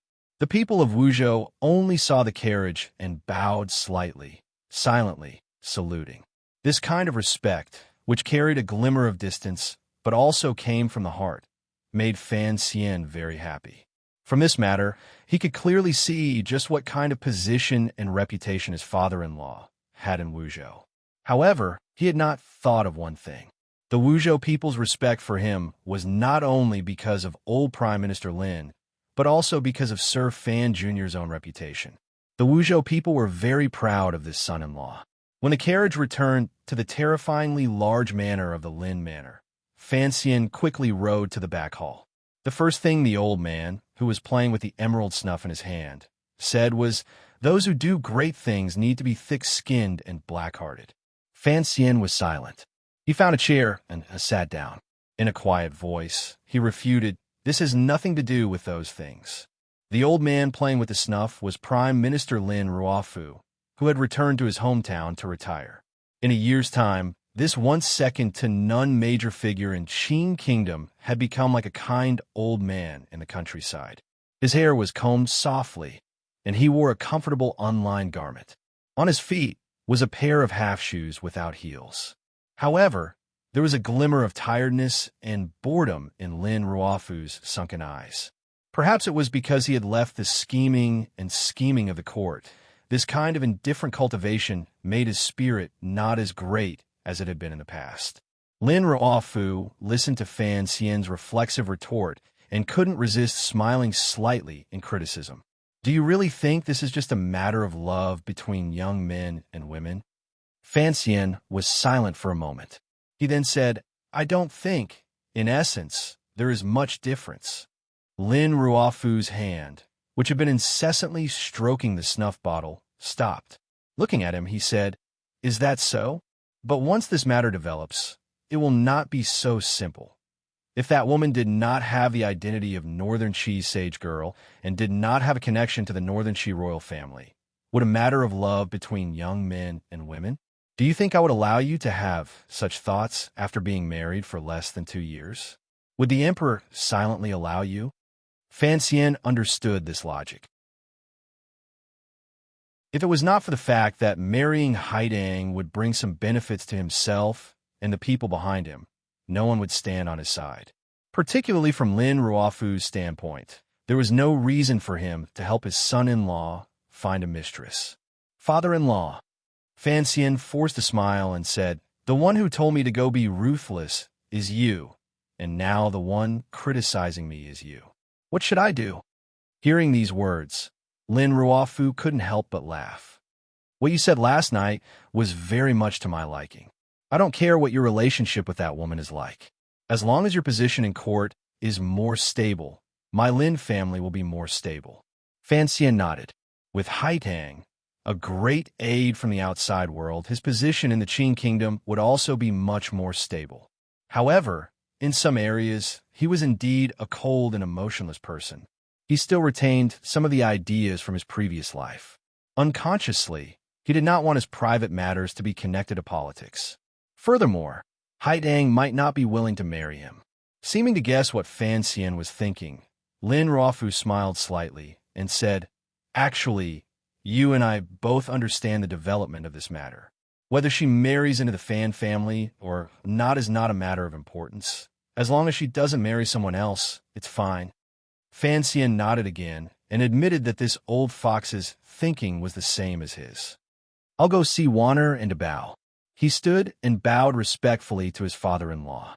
Lin Ruofu thought for a moment and then warmly said, "You don't have to worry about Warner. Although she has not been by my side since she was young, she is, after all, someone who grew up in the royal palace. Naturally, she will understand the reason." Fan Xian forced a smile and was speechless. He thought that this father-in-law was ruthlessly honest. However, thinking about it, hadn't Lin Ruofu and the eldest princess had a daughter before he had his meteoric rise? Thinking about it this way, it could be said that he understood. The matters of the previous generation were indeed more of a bastard than his own. He thought for a moment and then insisted, "I'm just going to see Warner. This is the first time she and Bao have returned to Wuzhou. The brothers and sisters-in-law in the clan have all worshipped the two of them in the sky. At this time, they should be playing in Yidong Tian." Lin Ruofu gazed at his son-in-law with a not-quite-there smile. "If you have any room matters to explain, save it for tonight." Fan Xian angrily scratched his head. "Do you know why I agreed to betroth Warner to you?" Although Fan Xian guessed a little, he still continued to shake his slightly swollen head. Lin Ruofu slowly placed the snuff box on the table and said, "When the emperor first intended to betroth Warner to you, it was something that happened in the second year of the first year of the Qin calendar. At the time, Chun Pingping was opposed and strongly opposed. I sensed that there was something fishy about this matter." Fan Xian thought, "What does Chun Pingping's opposition have to do with your opposition?" Lin Ruofu answered his question. "Of all the civil and military officials in the court, there are only 3 people I fear." "Which 3? "One is your father, one is the old crippled Chun, and the old master of the Qin family." Fan Xian thought about it carefully. Chun Pingping controlled the Overwatch Council. Other than the Prime Minister, he had the most power in the hands of all the officials in the court. Furthermore, the secret power he controlled was very strong. Naturally, he was something that Lin Ruofu feared back then. Although the old master of the Qin family was old and rarely went to court, he was, after all, the head of the Bureau of Military Affairs. He was the #1 figure in the military and a super-level official. His students and old friends were all over the military, so he had to receive Lin Ruofu's attention. However, the old master of the Qin family, back then, he was only an assistant minister of the Ministry of Revenue. How could Lin Ruofu regard him so highly? Lin Ruofu did not explain the question in his eyes. He continued in a quiet voice. "Of these 3, I admire Chun Pingping's foresight the most. Thus, when he strongly opposed your marriage with Chen Girl at the time, this matter did not seem to have any obvious disadvantages. It was the same for either side. Thus, I knew that he must know some secrets that I did not grasp." So, the old man smiled slightly and said, "I also opposed." Knowing that Warner and his brother-in-law were traveling, Fan Xian knew that the work of holding up the grape trellises could only be done at night. Hearing his father-in-law's words, he knew that they were preparing to discuss court matters. Thus, he sat up straight and listened carefully. Hearing this, he couldn't help but ask curiously, "Then, why did you agree later? I told you before, perhaps you've already forgotten." Lin Ruofu's smile couldn't help but carry a glimmer of vicissitudes. Gonger passed away. At my knees, I only had to bow and chin girl. At the time, the emperor had already revealed his intention to have me leave my post. I had been in court for many years. My reputation as a traitor was not for nothing. I don't know how many people I have offended. Because of my protection, my people have obtained great benefits in this world. After I pass away, who will protect them? Who will protect my Dabao? Lin Ruofu stared into his eyes and said, "The day you gave me the snuff bottle, I was certain that you could do all of this. Thus, I agreed to this matter." The exquisite snuff bottle made of emerald was sitting quietly on the wooden table beside Lin Ruofu. Fan Xian was silent for a moment. He then calmly and sincerely said, "Don't worry, as long as I live, I won't let Wanner be wronged or Dabao be unhappy." Lin Ruofu nodded his head with gratification. He then sighed and said, "Later, when your past came out, only then did I find out that you were Lady Ye's son. Then, what else did I have to worry about?" This slowly brought the topic in the direction Fan Xian needed, the direction that he had never been able to say aloud or ask others. "I don't have any capable people in court other than Ren Shaoan," Fan Xian said with a pained smile. Fan Xian smiled bitterly and said, "On the surface, it looks like I can beat the second prince into a pulp. If that day really comes in the future and I argue in court, I have no one to speak for me." Lin Ruofu clearly knew what he meant, but didn't point it out. On the contrary, he smiled and said, "Lao Shu and Xiao Hu, the two most powerful scholars in the Hall of Governmental Affairs, both admire you. Are you still not satisfied?" Fan Xian shook his head and said, "Admiration cannot be eaten. When it comes to choosing sides, who can trust who?" Lin Ruofu stared into Fan Xian's eyes and asked, "You need people you can trust?" Fan Xian did not deny this point. He chuckled like a greedy little bird with its mouth open and drooling, waiting for its elders to feed it. Lin Ruofu looked at his expression and couldn't resist chuckling. He immediately restrained his smile and calmly said, "I won't give it to you." This answer surprised Fan Xian greatly. However, he knew that since Lin Ruofu had put his entire clan on his carriage, he had to give him some help. He would not let the horse run and not let the horse eat grass. Naturally, he had his reasons for answering like this. As expected, Lin Ruofu warmly said, "Are you curious? Ever since I left Jingdo, the court officials have been in chaos.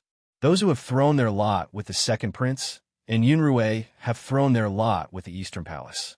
There is still a large number of people standing obediently under the Hall of Governmental Affairs."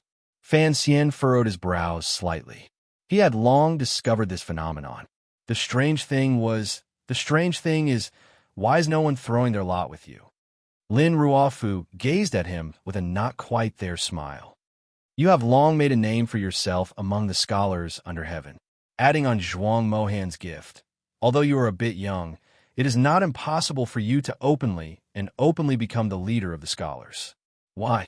Why is it that other than Xiao and a former colleague of Honglu Temple, who rushed to reveal his team, none of the civil officials in the court have come to throw their lot with you? In this past year, not a single civil official came to visit you.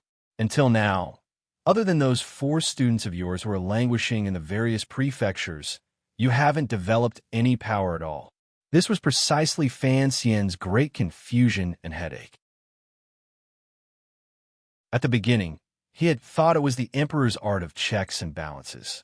Later, he found that the Qing emperor's focus on him was still on the military and did not care much about his interactions with civil officials. Thus, he had always been a bit confused. It was as if there was a hand in the unseen that had always been hindering his progress in that area. He raised his head in astonishment and stared at his father-in-law. "Why?" Now, Fan Xian understood the reason it was like this. It was because his father-in-law, far away in Wuzhou, was using his remaining influence to prevent his former students from getting too close to him. The tallest tree in the forest will be destroyed by the wind. Lin Ruofu somewhat liked his son-in-law's cleverness and warmly said, "Furthermore, this tree of yours has already grown too tall. You're even taller than those true princes." "Correct. This matter was arranged by me. For now, I will not let you use those people that you think are useful in order to avoid attracting discussion in the palace. As for when to give them to you," the old man sighed. "At the beginning, I stood too high and had no choice but to step down. How could I bear to let Wanner's husband repeat the same mistake? When the new emperor ascends the throne, I will give those people to you." Lin Ruofu said this in the end. Fan Xian was silent, but he smelled a glimmer of inauspiciousness. Only after the new emperor ascends the throne could those people be given to him. From another perspective, when faced with the unfathomable emperor, Lin Ruofu unconsciously could not summon up any thoughts of taking risks. Lin Ruofu's secret influence on court politics still existed, so he had to avoid arousing suspicion and let the emperor believe that he was truly retiring in Wuzhou. This was a paradoxical and difficult cycle. The biggest loss was that Fan Xian had no way of obtaining those assistants. "I'm afraid it's too late." Since the two of them had already spoken openly, Fan Xian no longer avoided anything. The crown prince and the second prince's power is basically all in court.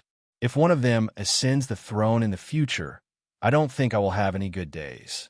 Lin Ruofu said, "You should be more direct." "All right," Fan Xian said straightforwardly.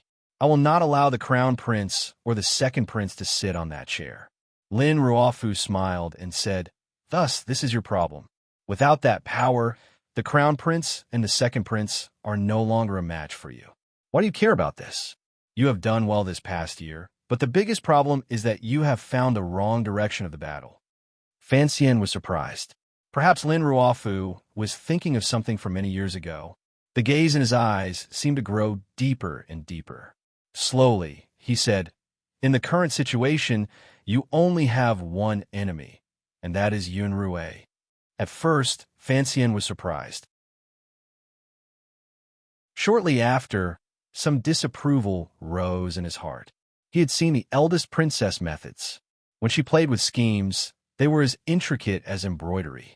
Unfortunately, when faced with him, the commissioner of the Overwatch Council, and he also had the help of Chun Pingping and Yin Bingyun, one old and one young, the eldest princess' best weapon was not very useful against him. As for power, Xinyang had once sent assassins to Tsang Mountain to assassinate Fan Xian. In the end, they had come up with nothing. Thus, no matter how Fan Xian thought about it, he did not feel that there was anything scary about the eldest princess. Perhaps the rumors in the world were exaggerated. Faced with Lin Ruofu's serious expression, he couldn't help but shake his head. Lin Ruofu said, "Have you forgotten about the Juanshan Conference?" "Juanshan Conference?" Fan Xian slowly lowered his head. "There is only one Yi Luyan. He cannot change anything. There is only one Yi Luyan."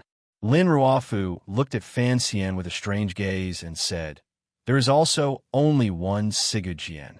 There is also only one Yin Xiaoi. I also only one. But there could be countless Juanshan conferences." Fan Xian understood what he meant and looked at his father-in-law with incomparable shock. His lips were a little dry. "You are also a member of the Juanshan Conference? And Sigu Jian? What is the Juanshan Conference?" Lin Ruofu smiled slightly and said, "Perhaps no one can explain it clearly. Yun Rui herself can't explain it clearly. What I can explain is that the Juanshan Conference is only a very loose organization. It could be a small tea-tasting group, or it could be the mastermind behind the scenes that took away tens of thousands of lives and destroyed countries." Fan Xian wanted to ask something, but was stopped by a wave of Lin Ruofu's hand. The Juanshan Conference is only a method of communication between people who stand at a relatively high position in this world. The last prime minister of the Qing court slowly narrated the secrets of this world. "We are not the monarchs of a country. We just happen to hold some great power in our hands. And there are many things that we cannot do ourselves, so we will use the Juanshan Conference as a channel to ask for help from our friends. When our friends are in trouble, we will also help. Very equal, isn't it?" The Juanshan Conference is nothing more than a gathering between friends. The Juanshan Conference does not have a strict and complete organizational structure. There are no definite goals, and there are no wishes that everyone wants to achieve. Lin Ruofu finally concluded. So, in terms of pure destructive power, because the Juanshan Conference is loose, it is not powerful. At least, it is not as useful as the Overwatch Council under the old cripple. Fan Xian was a bit confused.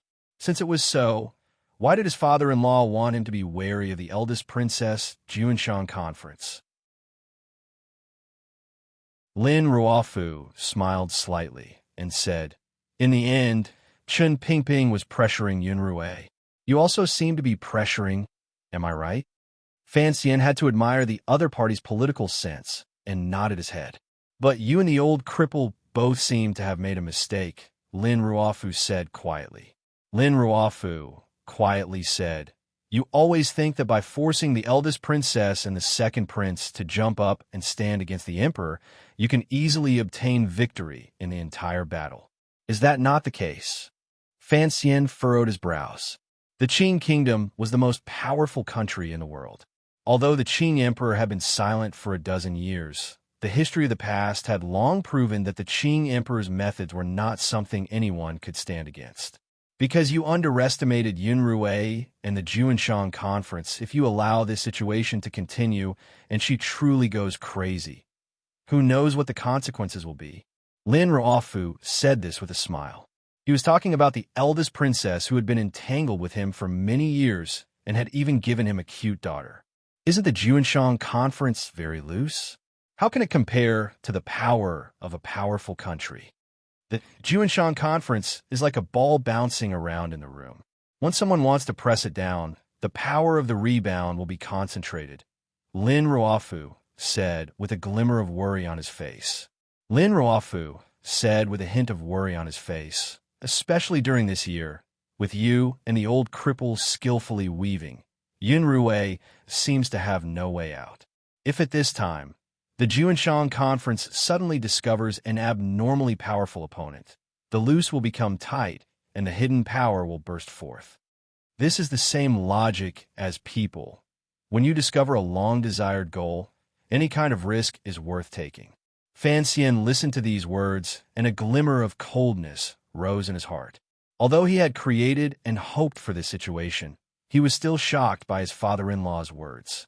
If, other than Yi Luyun, the Juanshan Conference also had connections with Dongyi and many other helpers, then their power had long surpassed the limits of the country and stood above the world.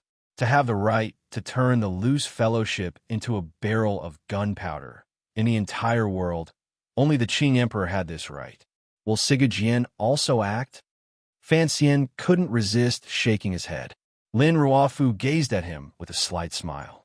If Yunrui is not crazy, she would not make such an arrangement. If she is truly forced into a corner by the emperor and you, who can say for sure? The emperor's safety concerns the power of the world. If he dies, there are too many people who can benefit. The previous prime minister said seriously, "Other than you and me, the subjects of the Qing kingdom. If the Qing emperor died, northern Qi would be the happiest." Dongyi would also set off firecrackers, and the Qing kingdom would probably immediately face endless disasters. Lin Ruofu finally said, "For such a great goal, the enemies of the Qing kingdom will all unite. Earlier you said Siga Jian. Why don't you say Ku He?" Fan Xian's mouth tasted bitter. He didn't want to continue this conversation. Lin Ruofu smiled coldly and said, "Juanshan Conference? Not a member of the Juanshan Conference. As long as they are willing, they can join at any time. Yunrui is the middleman to make connections. This is what she is best at." Fan Xian understood this point. The eldest princess and the northern Qi Empress Dowager had a good personal relationship. Furthermore, they had always been in cahoots with Dongyi. He couldn't resist smiling bitterly and said, "Everyone comes from all over the world for a common goal." He suddenly furrowed his brows and said, "If we can guess it, the emperor must also be able to guess it. Why doesn't he strike first to gain the upper hand?"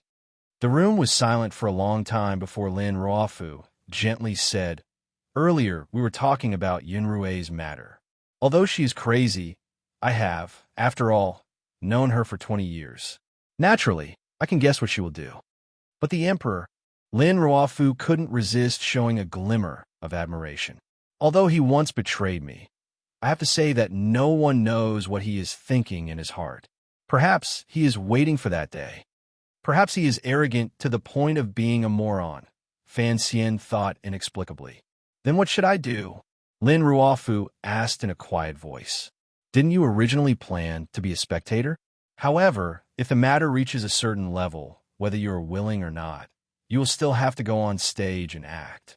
At this moment, no matter what angle you look at it from, you must stand firmly on the emperor's side." Fan Xian thought to himself that this was nonsense. Even if he wanted to stand on his mother-in-law's side, after being scared by this father-in-law, how could he have the courage to play with a madman? "I'm sick, very sick. Going to sleep. If I feel these chapters are a bit rough, please forgive me. I can't hold on much longer. If you want to know what happens next, please log on to www.cmfu. Calm. There are more chapters.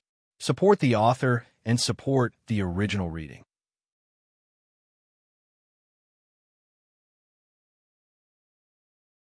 Chapter 416. Ever since he was in Suzhou, Fan Xian had been looking forward to the trip to Wuzhou. He knew that although the old prime minister in front of him had been quiet this year, as if he had disappeared from the world, that was only an attitude he purposely put on to prevent the emperor from being wary. Of course, when the false became the true became false. After putting on this attitude for a long time, this feeling would often seep into the bones. Fan Xian admired his father-in-law's courage to give up and gain. He could not stay in court for long, so he left lightly. There was no need to discuss any conditions in detail. In any case, he had left behind a tale like Fan Xian in the capital and given the emperor enough face. Naturally, the court would give the honorably retired former prime minister some face. This kind of political wisdom made Fan Xian trust his father-in-law's judgment. Although he felt a chill and a faint excitement after hearing these words, he sank into deep thought most of the time, preparing to deal with the storm that was about to arrive. The storm was difficult to calm. Although he had a hand in stirring up the waves, it seemed that Fan Xian had thought too little of the influence of this matter. He understood the eldest princess' thoughts, but was unable to immediately grasp the emperor's thoughts. In the end, Fan Xian still had his own advantages. For him, the person who knew most of the secrets in this world was that old cripple. The person who knew some of the secrets was his father. The person who knew some of the secrets was his father-in-law. These three people were the three most capable subordinates of the Qing emperor in the 5 years after the new policies of the Qing calendar, the three capable officials of the Qing court. Fan Xian remembered clearly that before he came to Jingdou from Danzhou, his father and Chun Pingping were like strangers. They had basically never spoken. Prime Minister Lin and Chun Pingping were the two biggest opposites in court. Accurately speaking, it was never possible for this triangle to communicate with each other. All of this, following Fan Xian's arrival in the capital and his marriage to one, became a posture in the pile of old papers. At that time, other than the Qing emperor, there was another lucky person like Fan Xian who could gather the resources of the three elders and share information from all three sides. For Fan Xian, the present him could see even more clearly than these three elders. However, this kind of luck, or perhaps strength, could not be placed on an official. Thus, no matter what, one person in this triangle had to step down. Prime Minister Lin Ruofu became the first sacrifice because he and the emperor were not childhood friends. Occasionally, Fan Xian would ask himself, and only then did he realize that his coming out of retirement had indeed brought great harm to the Lin clan. Of course, it was impossible for the emperor to stop here. Thus, at the end of spring, the Jingdou Court Conference investigated the Ministry of Revenue. Fan Xian woke from his thoughts and couldn't resist shaking his head. There were clearly still so many problems in the court, yet the emperor had rushed to kill the dog first. However, the prey had not been killed yet. What was going on? Where did the emperor's confidence come from? I won't ask about Jiangnan. Lin Ruofu interrupted his thoughts and slowly said, "I believe in your ability. Although, on the surface, this trip to Jiangnan seems a bit overboard. Presumably, you have a backup plan. Only, you have to return to the capital to report on your work at the end of the year. It's good to make some preparations, especially since you don't know when those people will make their move." Fan Xian thought for a bit and couldn't resist smiling. "Don't worry, it'll be fine." Lin Ruofu also couldn't resist smiling. He looked with approval at the son-in-law in front of him. Looking at the steadiness and confidence that rose to the young man's face, he asked curiously, "The Emperor's confidence has past history to prove it. As for you, this confidence without a head or tail, where does it come from?" Fan Xian thought for a bit and replied with a smile, "I believe that my luck is the best in this world."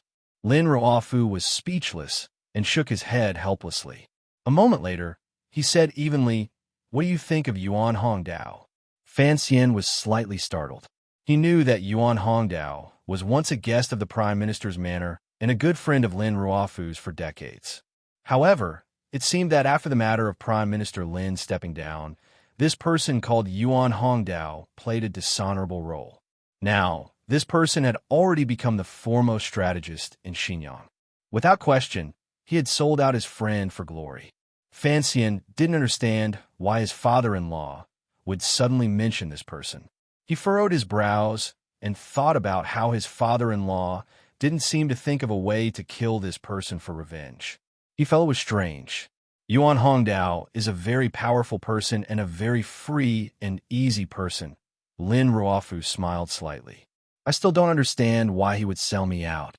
Is he not one of the eldest princess people? Does Yin Rui have this ability?" Lin Ruofu sighed. "I'm not sure either. It has already been a year since the matter happened. My hatred toward Hongdao has gradually lessened, so I still don't understand the true background of this matter. Ask him for me," Lin Ruofu said with a glimmer of coldness. "Why?" Fan Xian nodded his head solemnly.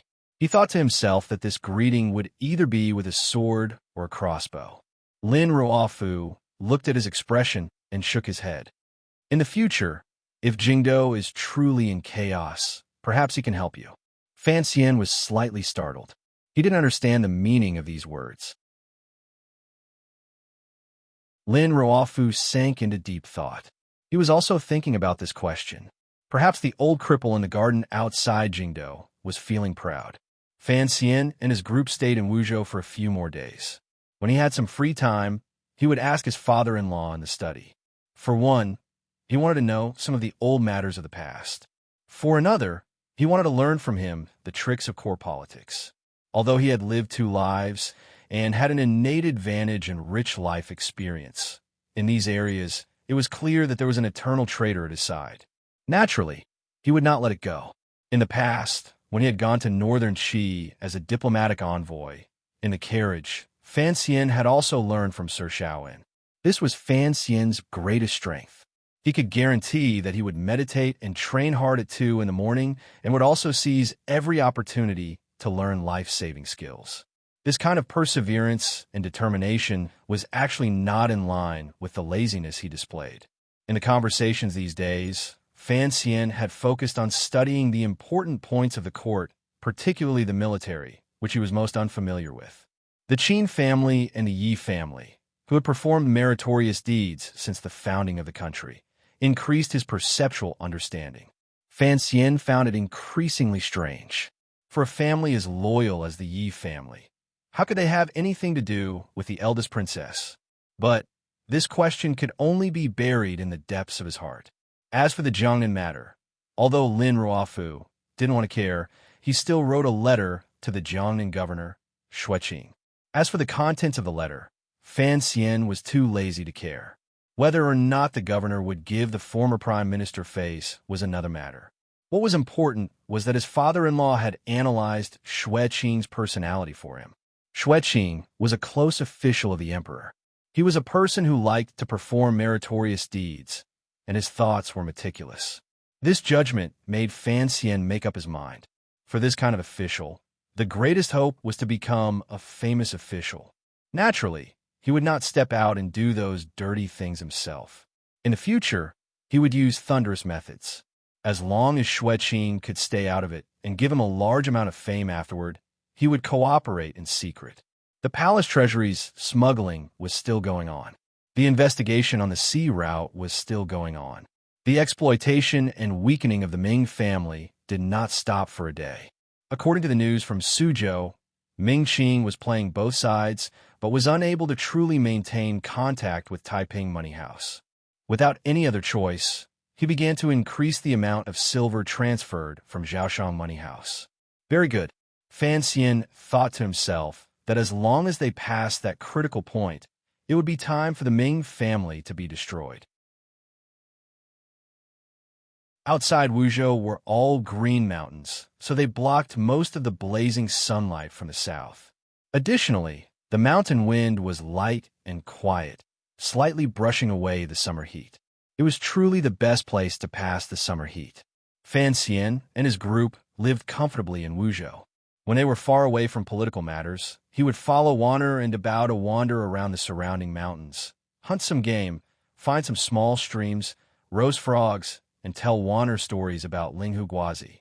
There were also times when they spent the night in the mountains. At that time, the sky was filled with stars and was too beautiful to behold. The Magpie Bridge gradually closed, and the Milky Way went with the wind. Fan Xian held his wife in his arms and quietly teased her. In a loud voice, he looked at the stars at night. He didn't know whether the world would separate or unite. He only knew that the time of the cowherd and the weaver girl's year and day was coming. Far away from the troubles of the secular world, he was very happy.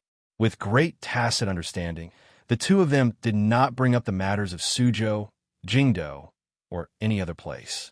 They did not bring up Haitang, the eldest princess, or the emperor. They only occasionally talked about Ruo, who was currently cultivating in northern Xi, the game prepared by the Tang family in the Fan Manor outside Jingdou, and the delicious drumsticks from Dezhou. Heading west, the two of them pointed out mountains and asked about mountains. When they came across water, they went in. When they came across a deer, they took pity on it. When they came across a lone wolf, they were fierce. They walked by a stream beside a forest and lingered in the clouds by the cliff. This was a rare moment of quiet interaction after marriage. It was as if everything beside them no longer existed. There was only Fan Xian and Lin Wanner.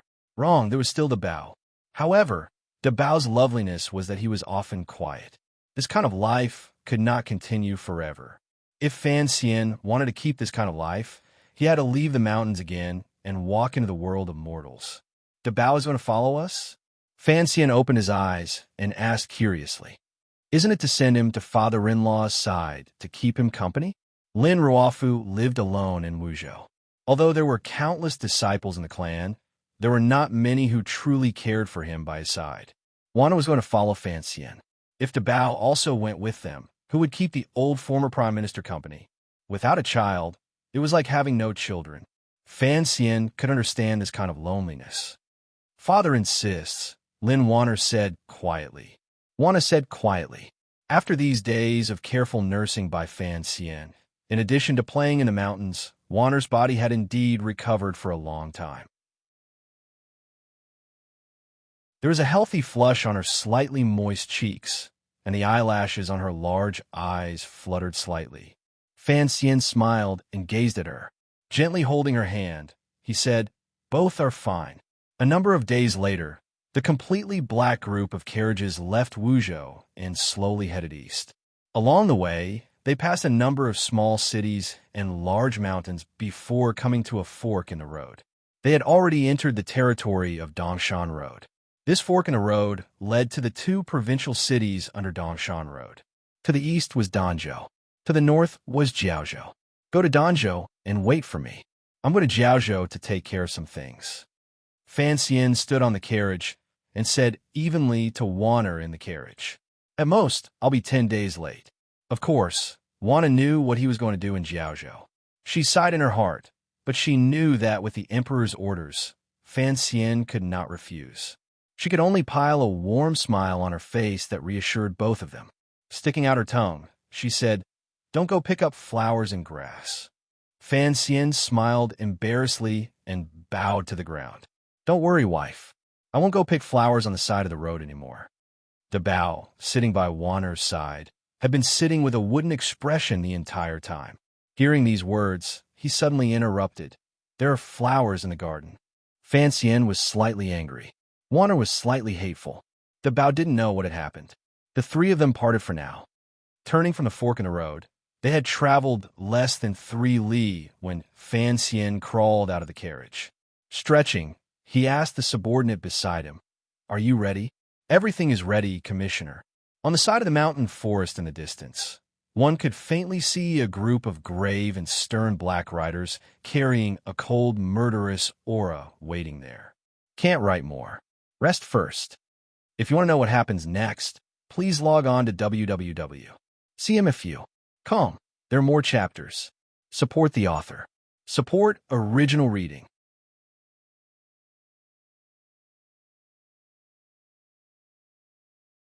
Chapter 417. Seriously ill. Half of my face is swollen. I have a mild fever, and I'm dizzy all day. This chapter is a transitional chapter, so of course, there will be foreshadowing. I'm just worried that I'll forget the things I buried in the future. Dongshan Road was one of the Qing Kingdom's 7 roads. It leaned toward the northeast. Heading north from Shao Mountain, one would plunge into the small vassal states that Dongyi secretly influenced. Passing through those cities, one would enter the border of northern Qi. Last year, when Fan Xian went to northern Qi as a diplomatic envoy, he had taken a different route, bypassing Cangzhou and entering via the North Sea, so he had not been to Sealy. Of course, he would not head north today. There was nothing in northern Qi that attracted him. Sitting on the horse and looking at the map in his hand, Fan Xian couldn't help but furrow his brows. Pointing to a corner of the map, he said, "So, Jiaozhou is still below Danzhou. What is this large blank space on it?" Beside him was the deputy commander of the Black Knights, surnamed Jing. Commander Jing still wore that silver mask on his face. Listening to his superior's words, he said in a low voice, "To the north of Danzhou is a large stretch of high mountains and dense forests. Very few people dare to enter, so when the map was drawn, there was only a blank space. To the north of this blank space is Dongyi, which faces the bay." Dongyi? Fan Xian sighed. He thought to himself that one day he would have to go and see. It was only now that he found out that Dongyi, the largest city in the world, was not far from Danzhou, where he had spent his childhood. However, Fan Xian was familiar with the mountains to the north of Danzhou. He knew that if he wanted to find a path from those places, it was basically impossible. Moreover, the geographical environment of this area was also very special. Along the coast were cliffs and precipices that stretched for hundreds of miles. Even birds would find it dangerous. If the people of Dongyi wanted to go to the Qing Kingdom, they could only go around to the west to Shao Mountain or go by sea. Thinking of Dongyi's powerful sea navigation abilities, a glimmer of worry flashed through Fan Xian's eyes. Although the Navy in this world could not affect the bigger picture, it still had the ability to carry out some harassment. What if Dongyi forcefully landed in Danzhou? Only now did Fan Xian finally understand why the emperor cared so much about this matter and wanted him to personally act. He also understood why, after the Chuanzhou First Navy was disbanded, the court persisted in maintaining such a navy in the remote Jiaozhou. Jiaozhou was to the south of Danzhou. A powerful navy was stationed there to intimidate Dongyi's power on the sea. A cold smile rose involuntarily to the corners of Fan Xian's lips. Now, he knew that the Chuanzhou Navy, from a certain perspective, was like his mother's private army. The court's work was indeed watertight. "Old Jing, why don't you take off your mask?" He smiled at the Black Knight commander beside him, doing his best to make his tone gentler and not reveal the chill in the depths of his heart. Following Chun Pingping's strict orders, these 400 Black Knights had become Fan Xian's subordinates ever since he left for northern Qi. The 400 black-clothed, black-horned, black-faced riders had actually helped Fan Xian a lot, such as Shang Shanu's rescue of Shao In and the Juanshan Conference in Jiangnan. However, the greatest benefit the Black Knights brought Fan Xian was not just these. Due to various reasons, Fan Xian had never been able to extend his hand into the military. The existence of the Black Knights was equivalent to his most powerful martial power. It could increase his power and also give him a bit more confidence when negotiating with others. In a situation where he had no military power, having the Black Knights under his command was a comforting thing. However, Fan Xian was not very close to this group of subordinates because the Black Knights could not enter a province or even go near a province. Fan Xian was also a person who loved to enjoy life, so he did not want to live in a military camp. Thus, there was not much time for conversation between his superiors and subordinates. This kind of unfamiliarity was impossible to get rid of in a short period of time. Fan Xian understood that if he truly wanted to do something in the future, he had to control this most powerful martial power under his command. He could not rely on Chun Pingping to control it. He could only rely on himself to have these 400 riders follow him wholeheartedly and subdue them from the depths of their hearts. Ever since he met up with the Black Knights at the crossroads, he had been trying to use the method he had used to subdue Wang Qinian and Deng Ziyu, as well as the strange deputy commander of the Black Knights who always wore a silver mask. Fan Xian smiled warmly and spoke candidly. He chatted and talked about trivial matters of the day, creating a warm and open atmosphere. Of course, he did not forget to reveal the steadiness and confidence that a person in a high position should have. However, the deputy commander Jing remained indifferent and was not moved at all. He replied straightforwardly, "I'm used to it." Thus, Fan Xian was a bit angry. He suddenly smiled slightly and said, "There are only two types of people who wear masks." Riding beside him on the horse, Commander Jing's body did not have any reaction. However, Fan Xian noticed that his hand holding the reins had tightened slightly. It looked like he was interested in this topic. He was probably curious to see how the famous Sir Fan Jr. would comment on the mask. Fan Xian said, "Either the face under the mask is too ugly, or it has been heavily injured and is unbearable to see people. Or, this face is too handsome, so handsome that it's like a girl's." Of course, I am not mocking myself with these words. The Black Knights go into battle to kill the enemy. The more savage the face, the easier it is to scare the enemy. Thus, the first reason does not exist. Fan Xian smiled and gazed at the silver mask flashing with a faint light. Looks like Commander Jing must be a rarely seen handsome man. Commander Jing paused and said a moment later, "The commissioner is indeed impressive." Fan Xian chuckled. He thought that he had heard too many stories about the Prince of Lanling and Di Qing, so he could make a random guess. However, Commander Jing still did not take off his mask.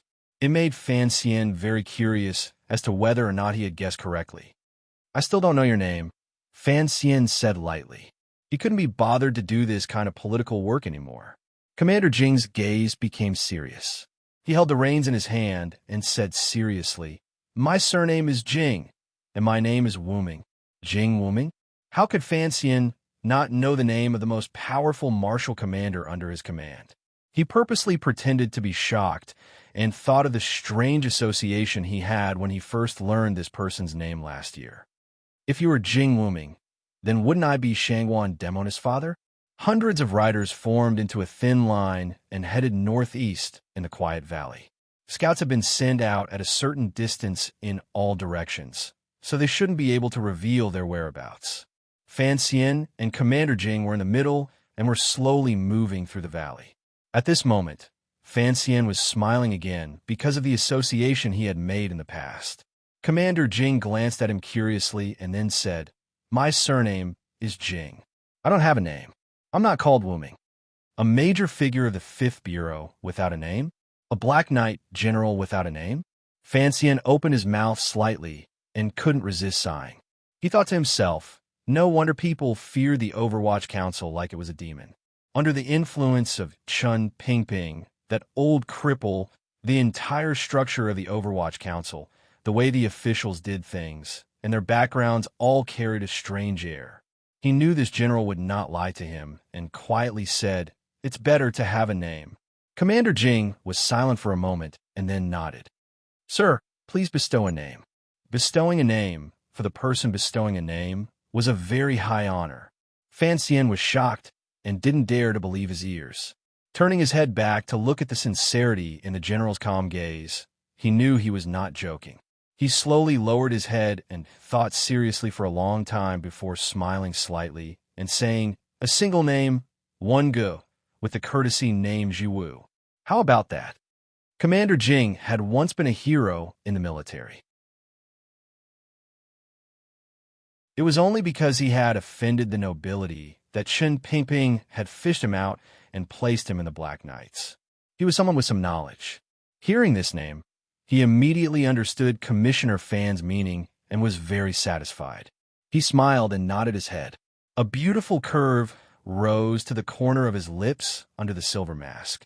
Thus, the man who had provoked his superior in the military, been sentenced to death, mysteriously disappeared and remained nameless, using a silver mask to hide his face. Finally had his own name many years after cutting off the first half of his life. He had also begun another part of his life. Jinggu. Fan Xian smiled slightly amidst the clatter of the horse's hooves. Who exactly did you offend back then? Jinggu didn't know if it was because he was not used to his new name or because he was shocked by the commissioner's sensitivity, but he didn't speak for a moment. After a long silence, he quietly said, "The Qin family." Fan Xian sucked in a cold breath. He knew what kind of power the Qin family had in the military. Old Qin had always dominated the position of head of the Bureau of Military Affairs. Little Qin had now become the commander of the Jingdo garrison. Even when his father-in-law was in court, he had to be wary of the Qin family. So, this subordinate of his had offended the Qin family back then. Thinking of this, Fan Xian couldn't help but feel the greatest admiration and shock toward Chen Pingping. That old cripple was indeed daring enough to use an enemy of the Qin family. Furthermore, he had used him for so many years and allowed Jinggu to reach the position of deputy commander of the Black Knights. "My relationship with the Qin family is not bad," he said probingly. He thought to himself that as long as Jinggu was willing to ask him for help, he could try to make up for the enmity of the past after he returned to the capital. Jinggu smiled. The lips that were exposed outside the silver mask smiled happily. "Thank you, sir." Jinggu said these words sincerely. "There's no need." Fan Xian narrowed his eyes and looked at him. It was as if he wanted to see what this silent and valiant subordinate was thinking. After a long time, he asked, "What exactly is the enmity between you and the Qin family?" Jinggu was silent for a moment and then said in a heavy voice, "In the camp, I killed the eldest son of the Qin family." "The eldest son of the Qin family? Qin Heng's elder brother?" Fan Xian's expression did not change, but his heart grew cold.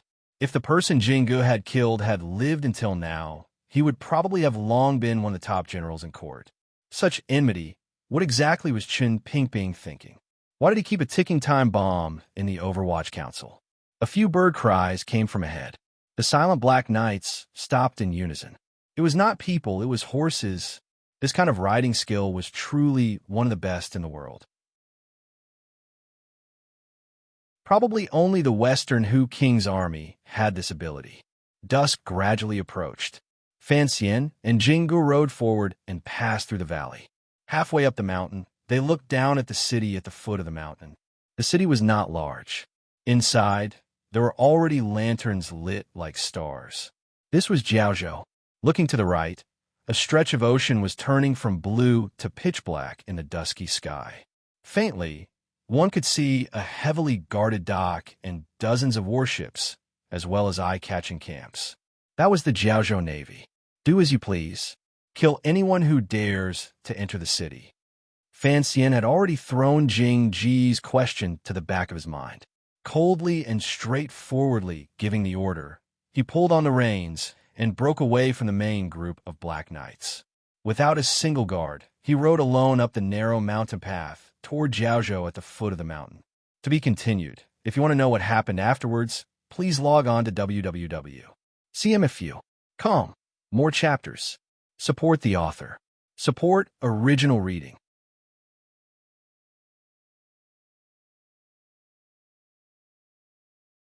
Chapter 418. The Black Knights headed straight for Jiaozhou. In order to deceive people, the route they chose could not be the official road.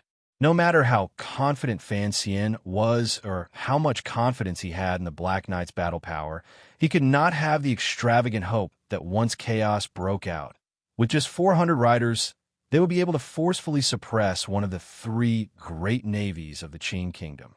Thus, he could only quietly enter the city and not shoot. Looking at the Jiaozhou city gate in the distance, Fan Xian dismounted his horse. Following the Overwatch Council methods he had learned from a young age, he found a quiet place and let the horse go. The horse was intelligent and seemed to understand its master's intentions. It did not linger and headed into the quiet valley.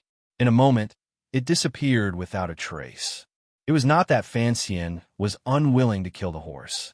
The smell of blood was truly unnecessary. On the contrary, it would bring some trouble. After confirming that the horse would not reveal his whereabouts, he sat down under a tree and dug a small hole beside him. Taking off the clothes on his body, he buried them in the ground. Then he took out the equipment on his body and did a careful inspection. He confirmed that the black dagger, the Third Bureau's new hidden crossbow, and the drugs and poisons that never left his body were all there.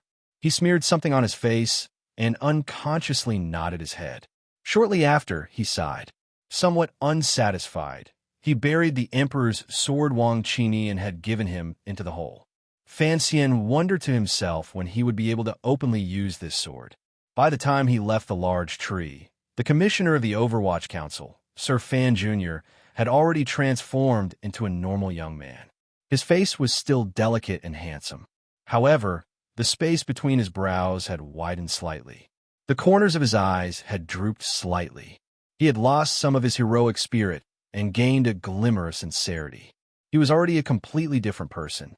Underneath the coarse cloth clothes, he was still wearing the tight-fitting Black Knight clothes. Fortunately, the material was first-rate and breathable, so he did not feel very hot. Following the rarely traveled mountain path toward Jiaozhou, the sun had long sunk below the mountain behind him. A dusky twilight enveloped the surroundings. In a last moment before the Jiaozhou city gates closed, Fan Xian walked to the city gate and obediently handed over his travel permit. He then answered a few routine questions from the city gate soldiers and easily entered the city. The travel passes made by the Overwatch Council were not fakes. Rather, they were the real thing. Naturally, no one would discover any problems. Furthermore, when Fan Xian answered the questions, although he was respectful, there was not a trace of panic. Jiaozhou was by the sea, and there were many people coming and going. The city guards had long become used to it, so they did not place much importance on it. Passing through the city gate, Fan Xian rubbed his eyes and smiled. Like a traveler who had come from afar, he used a curious gaze to examine the surrounding residences and scenery. However, he did not dare to be too leisurely. His footsteps did not slow, perfectly playing the role of an outsider busying himself with business. Jiaozhou was indeed different from other provincial cities. Although it was next to the sea, the commerce, or more accurately, the retail trade, was not developed. It was clearly the busiest main road through the city, but there were not many shops on either side. Even if there were some, they were half-hidden. There were no signs, making it impossible for outsiders to see what kind of business was conducted inside. The entire city appeared solemn and calm. There was less of the smoke and fire of life, but there was more dignity. As Fan Xian walked, he paid attention to these details. He knew that this was because the Jiaozhou Navy was permanently stationed here. Jiaozhou was far from the central plain. It was truly a place where the mountains were high and the emperor was far. The navy itself had tens of thousands of soldiers. This power was truly terrifying. Compared to the enormous navy, the local power in Jiaozhou appeared insignificant. The highest official in Jiaozhou was just a Zhizhou. In front of the admiral of the navy, he still had to be well-behaved. Furthermore, all of Jiaozhou's economic affairs were at the whim of the navy.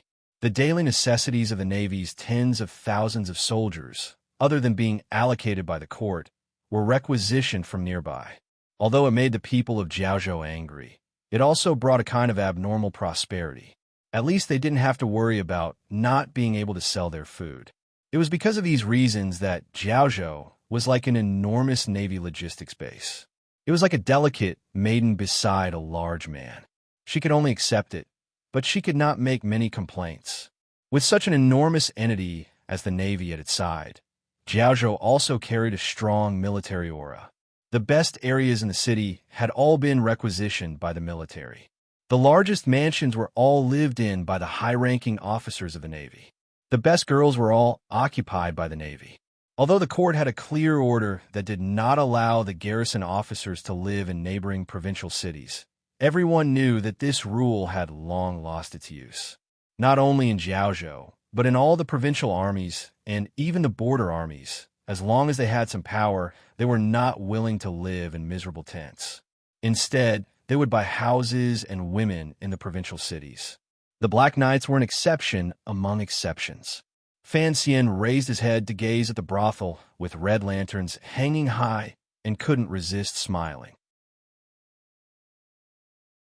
In a place with so many hills, the brothel business would not be bad. However, he didn't know if the Navy soldiers would renege on their debts. However, according to the news from the council, although the Jiaozhou Navy was the emperor of Jiaozhou, they never ate the grass near their nest. In the past, they ate the grass on the sea to the south. Fan Xian lowered his head and walked quickly past a large manor. The manor took up a lot of space, with flying eaves and flying phoenixes. The door was painted red, and the walls were hidden among bamboo. It took up half a street and was even more arrogant than the mansions of the officials in Jingdou. Today, this large manor was like the distant brothel. It was hung with bright red lanterns and appeared to be in a festive mood. On the door was a painting of an immortal with a white beard. Looking at the appearance, it seemed that some important person was having a birthday celebration. What was at odds with this joyous atmosphere were the soldiers standing guard at the entrance of the manor. The soldiers' faces were dark, and the color of water rust could be faintly seen under their ears. Presumably, they were people who had lived on the sea for many years. These soldiers did not look sideways. Their faces were solemn as they vigilantly watched the people passing by in front of the manor. There were not many people who dared to stroll in front of the manor, so most of their mission was to check the guests. Although the guests, other than the superiors of the Navy, were all officials of Jiaozhou, as well as a few wealthy merchants who could stand in public. There were even a few merchants from far away in Jiangnan. These soldiers still did not relax. They carefully checked the gift boxes to ensure that no one dared to bring a weapon in. Today was the emperor's birthday banquet, so they had to ensure that nothing went wrong. Other than the front door of the manor being heavily guarded, Fan Xian quietly circulated his jinshi. He had long heard that there should be a number of nails hidden in the secluded areas of the manor. He walked quickly past with his head down. A strange smile rose to the corners of his lips. He clearly saw the strength of the guards stationed at the corner of the street outside the manor. At the same time, he drew a map of the surrounding terrain and deeply imprinted it in his mind. In the past, he had only walked once in that enormous royal palace and remembered all the small paths clearly, much less such a large manor. Leaving behind the liveliness and the sounds of greetings behind him, he made the blinding red of the red lantern disappear into the darkness. Fan Xian pressed his lips together. His gaze, intentionally or otherwise, glanced at a spot under the wall by the street. He saw a familiar secret mark and turned to enter, walking all the way to the end of the alley. It was a dead alley. Fan Xian raised his head to look at the wall across from the dead alley and shook his head. Pushing off with the tip of his foot, his entire body rose lightly. Placing his palm on the top of the wall, he flipped over. Silently, Fan Xian, who was disguised as a commoner, once again disappeared into Jiaozhou. Behind the wall was a small courtyard. The place was not very quiet and secluded. One could faintly hear the sounds of the street a few rooms away. Although the house had 6 rooms in the front and back, it looked a bit old. It meant that although the people living here were not common people, their days were not very good. Fan Xian stepped onto the stone steps, pushed open the door, and walked straight to the main seat. Picking up the teapot beside him, he sniffed, poured himself a cup of tea, and drank it. From the side came the sound of panicked footsteps. The owner of the footsteps walked into the room and found a young man he did not recognize sitting there. He was about to ask questions when he saw the hand gesture made by the person's fingers. He couldn't help being surprised and happy. "Teacher, you've finally come." Fan Xian smiled and put down the teacup in his hand. Gazing at Ho Ji-chang's thin face, he couldn't resist saying, "You've come to Jiaozhou to be an official. I thought you would be able to take care of your shriveled body. How come you've become even thinner?" After Ho Ji-chang met with Yang Wanli on the Jiangnan levee, he had spared no effort to rush to Jiaozhou to take up his post. The journey had been tiring. In addition, he had to secretly investigate those shocking matters for Fan Xian, so the pressure on his mind was great. He had been in Jiaozhou for almost a month, but he had not made any progress. Deeply afraid that he would hinder his teacher's important matters, he had been unable to sleep for a number of nights. Presently, his eyes were sunken in, and his cheekbones were protruding. There was nothing of the free and easy appearance of the past Jingdo, rainy day scholar. He smiled bitterly and self-mockingly said, "I don't have the ability to look at the affairs of the world with a smile, teacher." Fan Xian sighed. Although Ho Ji-chang's thoughts were the most meticulous and his actions were the most ruthless and daring of the 4 people under his tutelage, it could be seen that a scholar was, after all, still a scholar. Logically speaking, this matter should have been handled by the Overwatch Council. However, Fan Xian had arranged for Ji-chang to come. One reason was to shock the Jiaozhou officials. Another reason was because he had a selfish motive. After Jiaozhou fell in chaos, there would certainly be people who would be demoted and people who would receive merit. Such a great merit would certainly allow Ji-chang to receive an abnormal promotion. Fan Xian was still willing to leave this kind of benefit to his student. However, it could be considered the price for him to be shocked. After you arrived in Jiaozhou, were there any abnormalities? Fan Xian asked calmly. He did not ask about the matter of the Jiaozhou Navy smuggling, because he knew that it was impossible for Ho Ji-chang to clearly understand the dirty matters in officialdom in such a short amount of time. Ho Ji-chang thought about it and said, "Everyone in the world knows that I am your student, so these officials are quite courteous to me. Even the generals in the Navy are very tactful. It's just that I don't know much. I've only heard some rumors." Fan Xian nodded. This was a situation he had long guessed. He thought for a bit and then said, "Admiral Chang Kuan is holding a birthday banquet today. Did he not invite you?" Ho Ji-chang paused and said, "I am only a minor official, but it should be to give you face. This admiral also gave me an invitation. However, you said you would arrive today, so I have been waiting at home. I haven't decided whether to go or not." "Go," Fan Xian said decisively. "You go first." For him to go first, the hidden meaning was that Fan Xian would go later. Ho Ji-chang furrowed his brows and said, "You are alone. One person is enough." Fan Xian smiled slightly. "Chang Kuan is not Shaoan. He does not have the right for me to value him too much." Pausing, he then said, "Today is his birthday banquet. In the future, his family can give him birthday wishes and memorial services on this day. This will save a lot of trouble." Ho Ji-chang's heart jumped. He tasted bitterness in his mouth as he gazed in a daze at his teacher. He knew that Fan Xian was certainly going to kill someone at the birthday banquet. However, he didn't know how exactly his teacher was going to kill him under the protection of the valiant Jiaozhou Navy. Furthermore, a proper admiral of the Navy, a first-level official, could not just be assassinated. The emperor and teacher shouldn't make such a muddled mistake. If the birthday banquet became a battlefield, how would they deal with the aftermath? If you want to know what happens after, please log on to www.cmfu.com. More chapters. Support the author. Support original reading.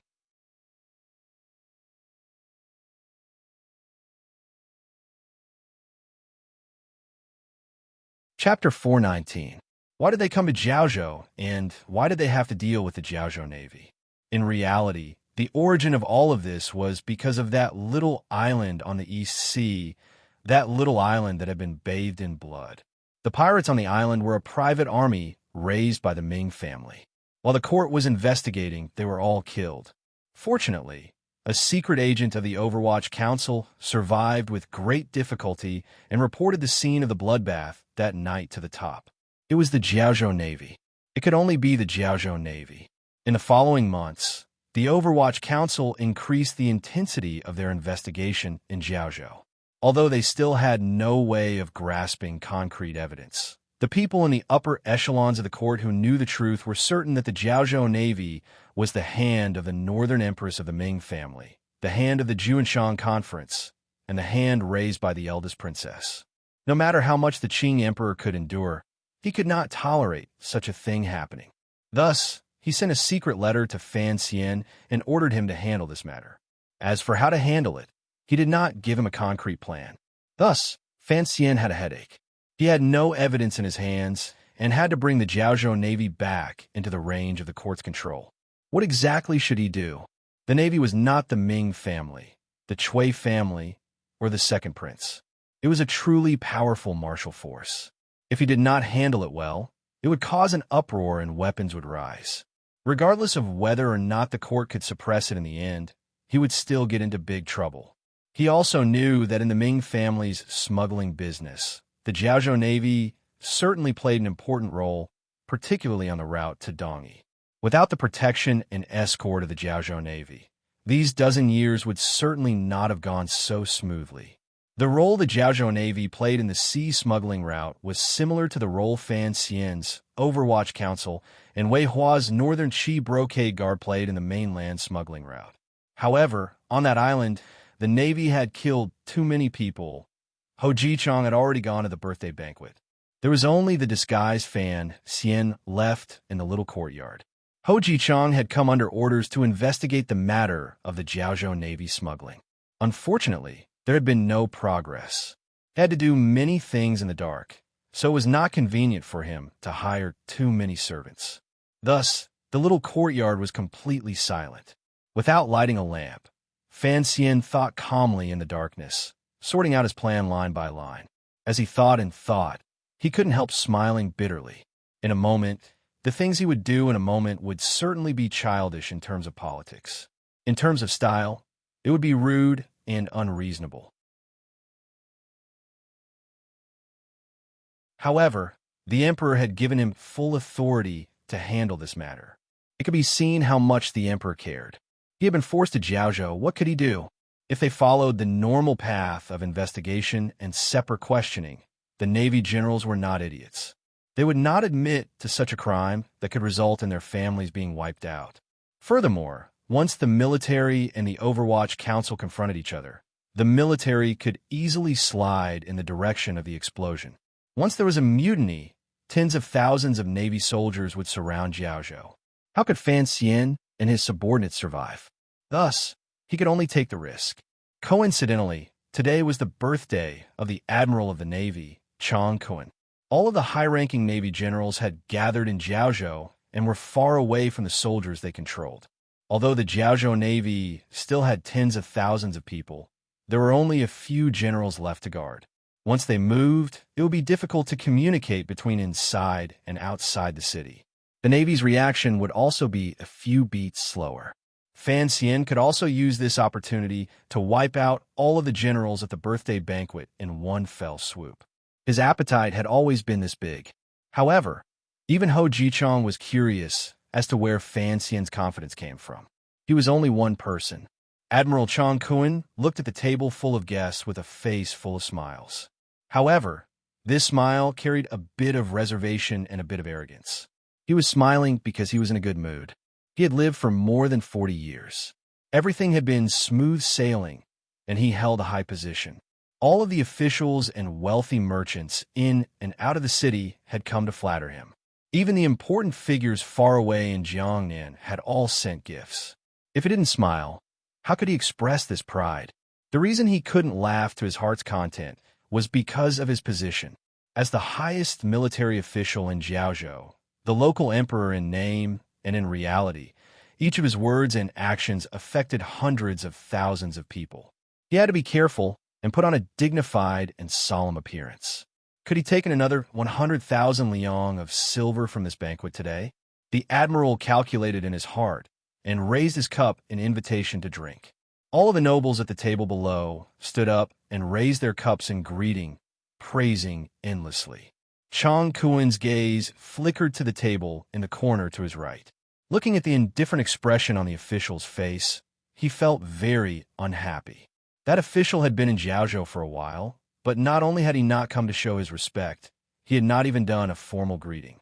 However, Chong Kuen still tolerated it, and had even invited him to the birthday banquet. All of this was because the official's background made him very afraid. Ho Jichong, Jiaozhou's Dianli and provincial judge, was only a 7th-level minor official. However, Ho Jichong's background was too deep. Everyone under heaven knew that he was one of Fan Xian's 4 disciples. After last year's spring examination, he was ranked 3rd. Even though Chong Kuen was a 1st-level military official, he still had to give the Fan manor some face. Furthermore, because of the Jiangnan matter, Chong Kuen had always been wary of the Overwatch Council. The fear in the depths of his heart could not be eliminated.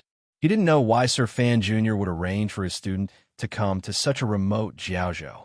Was the Overwatch Council truly suspicious of the Jiaozhou Navy? However, the Ming family shouldn't have leaked any information. The old matriarch was also already dead, so no one should be able to obtain evidence.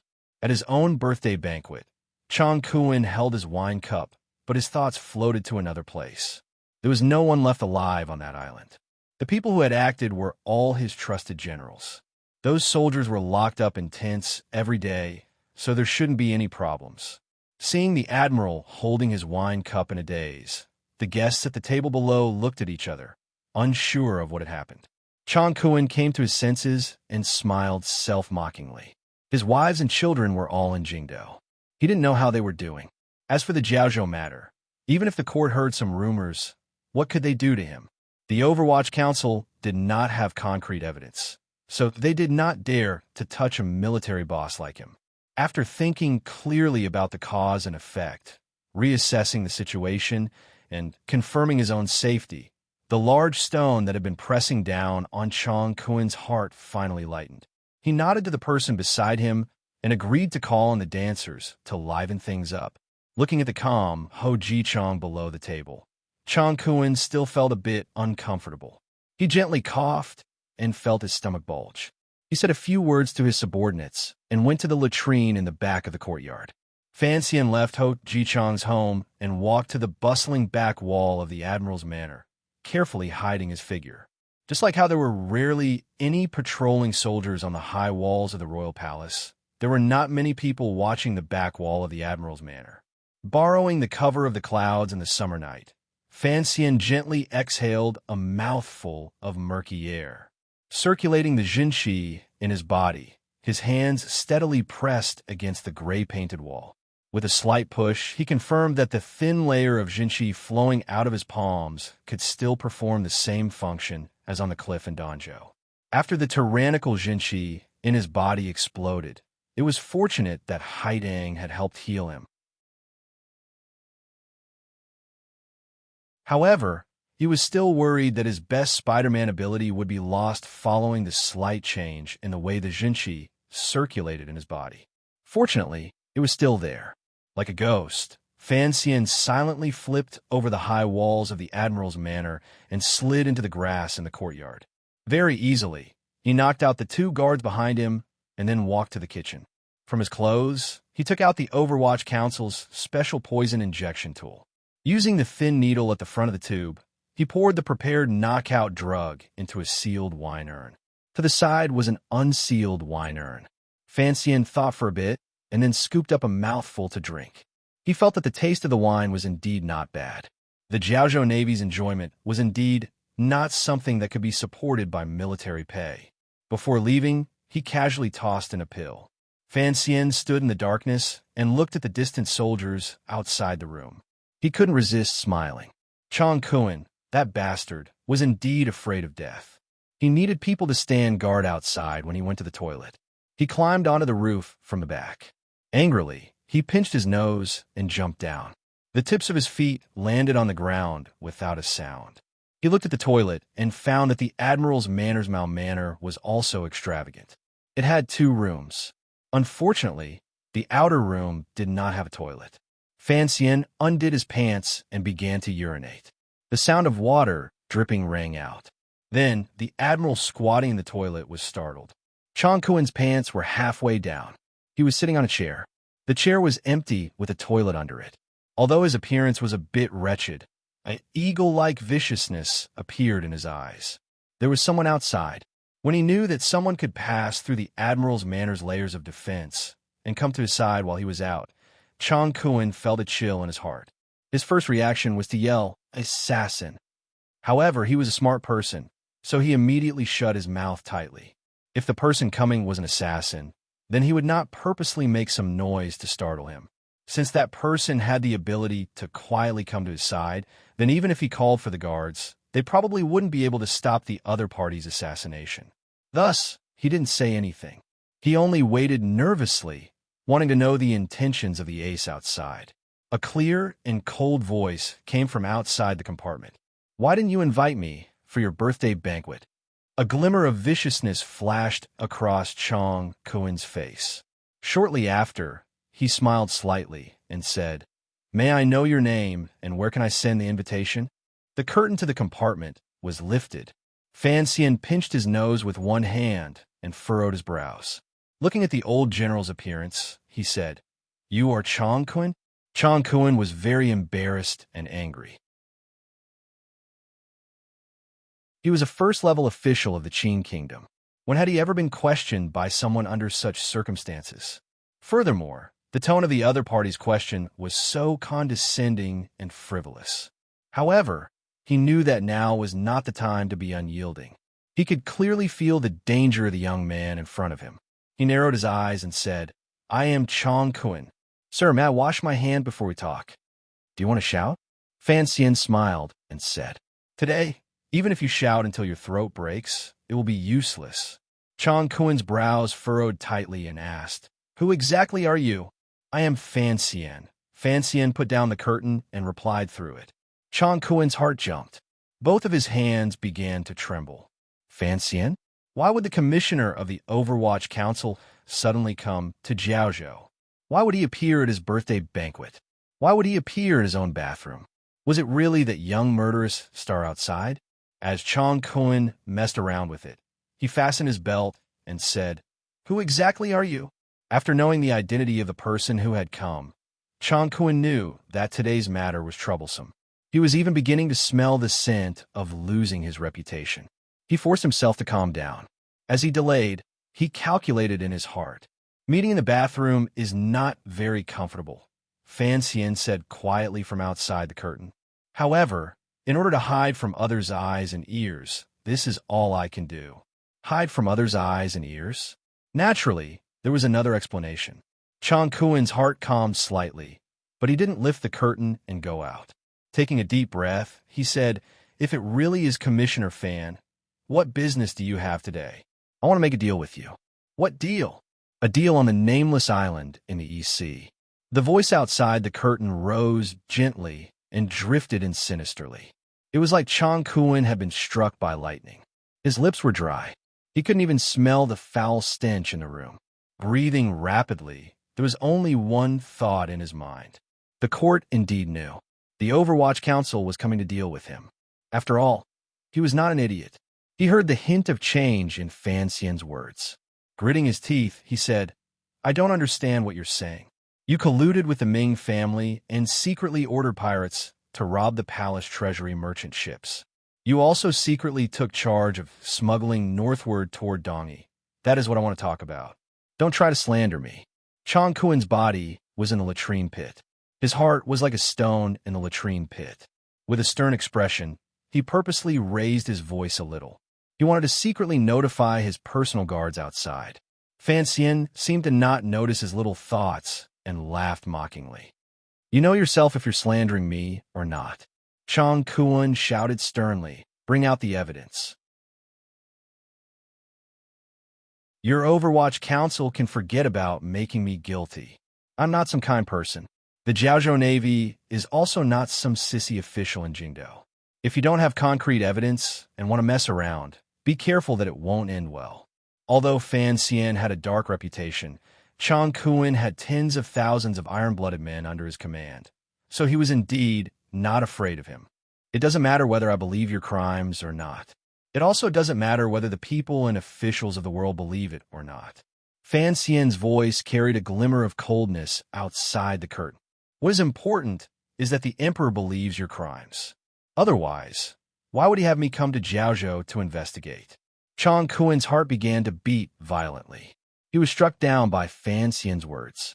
As long as the emperor believed there was a problem with the Jiaozhou navy, then given the emperor's methods, even if he didn't use the laws of the country to punish him, he still had ways to make his life a living hell. Chang Kuan was also an old general who had followed the Qing emperor on 3 northern expeditions. In the depths of his heart, his worship and fear of the Qing emperor could never be wiped away. Fan Xian continued to attack from outside the curtain. In this world, there are not many people who can save you other than me. Chang Kuan slumped back into the chair. His eyes narrowed slightly as they spun rapidly. A moment later, he sighed and said, "Commissioner, what exactly do you want?" Chang Kuan was the admiral of the navy, a first-level official. Although Fan Xian's power did not belong to a third person, the commissioner of the Overwatch Council was an official with no rank or rank.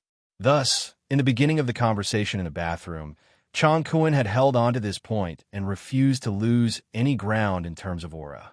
However, at this moment, he began to refer to Fan Xian as commissioner. Naturally, the defenses in his heart began to loosen. After a long silence, Fan Xian asked in a quiet voice from outside the curtain, "I've always had a great doubt. Your relationship with the Yi family is not that deep.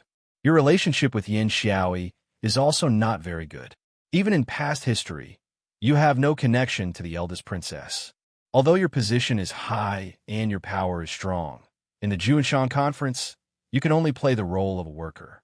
Thus, I am very curious as to who your true master is, who would order you to move the court's army to help the Ming family and secretly communicate with Dongi." Chang Kuan closed his mouth. His face was dark and ruthless, and he refused to answer. What Fan Xian said was indeed what the Jiaozhou Navy had done these years. However, no matter what, he would not answer. Once these crimes were confirmed, never mind Fan Xian, even the Empress Dowager would not be able to protect the lives of his entire family. "I won't tell the higher-ups," Fan Xian smiled slightly and said. "Under these circumstances, you can only trust me. I am truly just curious. Whether you die or not, whether your entire family will be buried with you, is of no benefit to me." Chang Kuan still cannot say it. He smiled coldly and gritted his teeth.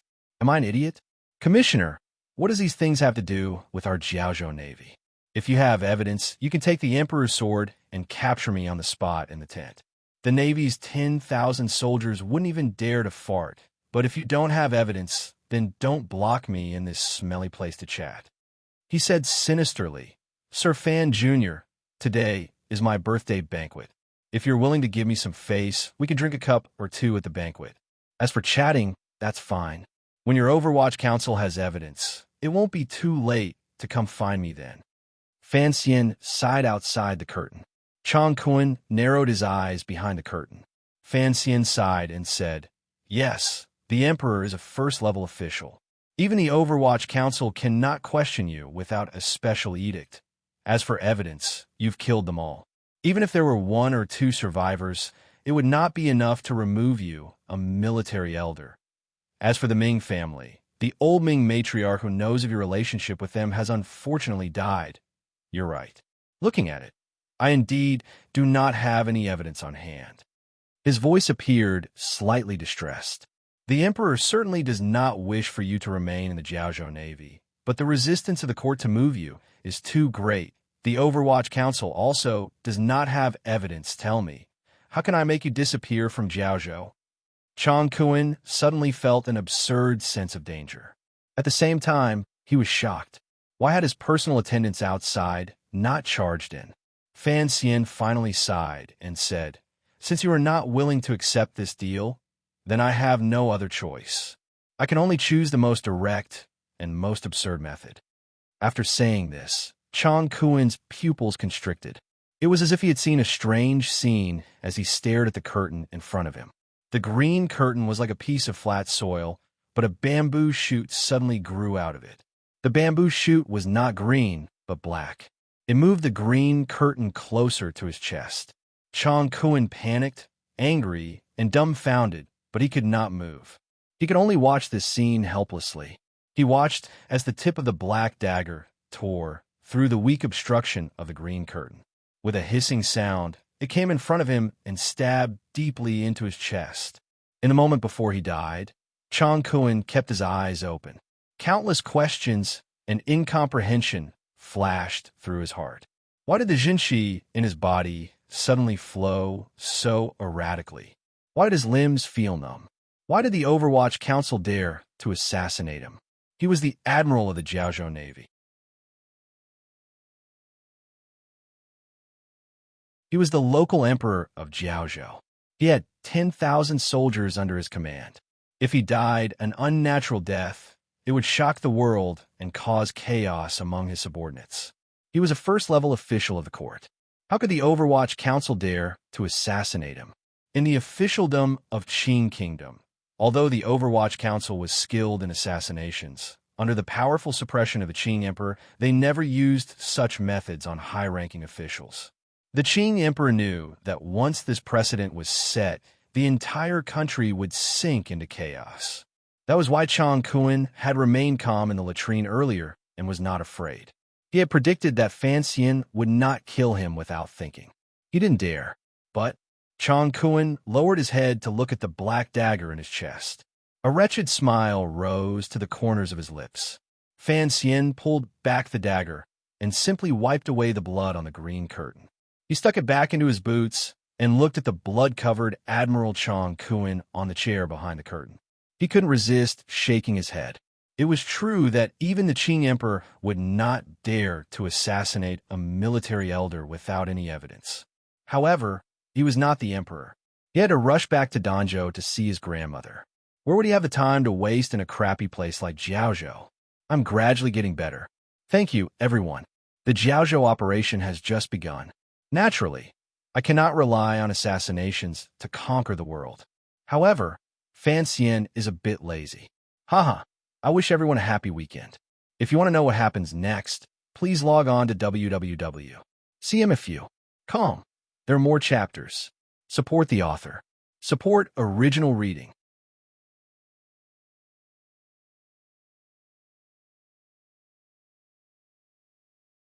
Chapter 420. Fan Xian carried Admiral Chong Kun's body and swaggered out of the bathroom. In any case, he had the tyrannical jinqi in his body and the support of the heart of Tianyi Dao. His strength was not much weaker than Jin Gang's, so he did not find it tiring. On the quiet ground outside the bathroom lay a few dead people. They were the bodyguards Chong Kun had wanted to call for earlier to save his life. Presumably, these dead people's martial skills were also very high. However, lying on the ground at this moment, they were also completely dead. Looking at the yawning shadow, Fan Xian threw the body in his hand over and scolded, killing an admiral in the admiral's manner. You still have to be careful. At the birthday banquet, established the underworld birthday, the shadow replied with great talent. Coldly, he said, "You also know this matter has gotten out of hand." Although his mouth said it had gotten out of hand, not a trace of worry could be seen on his slightly pale face. As the true leader of the 6th Bureau of the Overwatch Council and the best assassin in the world, assassinating a Navy admiral was perhaps not enough to make the Shadow too worried. Furthermore, given the Shadow and Fan Xian's skills, even if someone discovered Chong Kun had died a violent death, they had the ability to escape before the encirclement formed. After all, Fan Xian was also a professional assassin. The Shadow grabbed the back of Chong Kun's neck and lifted him like a puppet. He lowered his head and glanced at him. A strange light flashed through his eyes. He turned his head and asked, "Deal with it according to the plan?" Fan Xian made a sound of acknowledgement and said with a smile, "No need. In any case, your family is long used to it. I will move faster, but be careful. Don't let anyone see." The place where the latrine was located was remote and covered by trees. The servants in the Admiral's Manor would rarely pay attention to this place, especially since it was already getting late. Without the illumination of candles, it was pitch black. No one knew what had happened. However, there would always be people in the bathroom. Fan Xian also knew that the shadow could not hide his tracks for too long. After he finished speaking, he pushed off with the tip of his foot, and his entire body swept up like a wisp of smoke, floating toward the side of the courtyard wall. His finger pressed against the wall, and his entire body flipped out of the courtyard like a large bird, disappearing into the dark night. No one knew where he had gone. The rear garden of the Admiral's Manor was quiet. The faint sounds of drinking and merrymaking came from the front. The birthday banquet was bustling with activity. Presumably, a few of the dancers' clothes had fallen to the ground. No one had discovered that the Admiral had been out for too long, and no one would have thought that the Admiral had already died at this time. The Admiral's Manor and Ho Ji-chang's home were separated by about 2 streets. Going north in the middle of this straight line, after making 2 turns, there was a very unremarkable cloth shop. After Fan Xian quietly left the Admiral's Manor, he sprinted madly through the night. He turned and swept through the door. His fingers came together and made a hand gesture. At the same time, he took out the commissioner's token tied to his waist and flashed it. The lights in the room were not bright. It was obvious that they did not want to attract the attention of the patrolling soldiers outside. When the owner of the cloth shop saw Fan Xian, he was shocked at first. After confirming his identity, he immediately regained his calm. He lowered his head and asked, "Immediately? Right away?" Fan Xian nodded. As he began to take off his clothes, he picked up the cup of tea and downed it. Even though his cultivation was very high, he still felt thirsty on such a hot day. After taking off his outer clothing, he asked, "How many people?" The owner of the cloth shop was busy taking out clothes and related items with him. Hearing his question, he replied in a low voice, 7 people. Fan Xian reached his hand into the robe he handed over and nodded. He didn't continue to say anything. This cloth shop was like the oil shop in Shangjing in northern Qi. They were both spies of the Overwatch Council. Of course, this was not the Jiaozhou branch of the Overwatch Council. The manner of the branch had long been revealed. Fan Xian wanted to catch the generals in the Admiral's Manor unprepared, so he had chosen this place. Very quickly, he dressed up and removed his disguise. Fan Xian didn't have to lift a finger. He allowed the owner of the cloth shop and his other subordinates to carefully and hurriedly tidy up his body. This made him feel a bit strange. It was like a male model changing clothes backstage.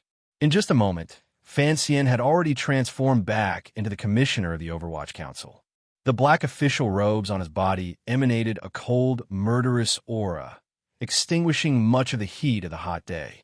The owner of the cloth shop was the true head of the Overwatch Council in Jiaozhou. Seeing this scene, he couldn't help but shake his head. Great confusion welled up in his heart.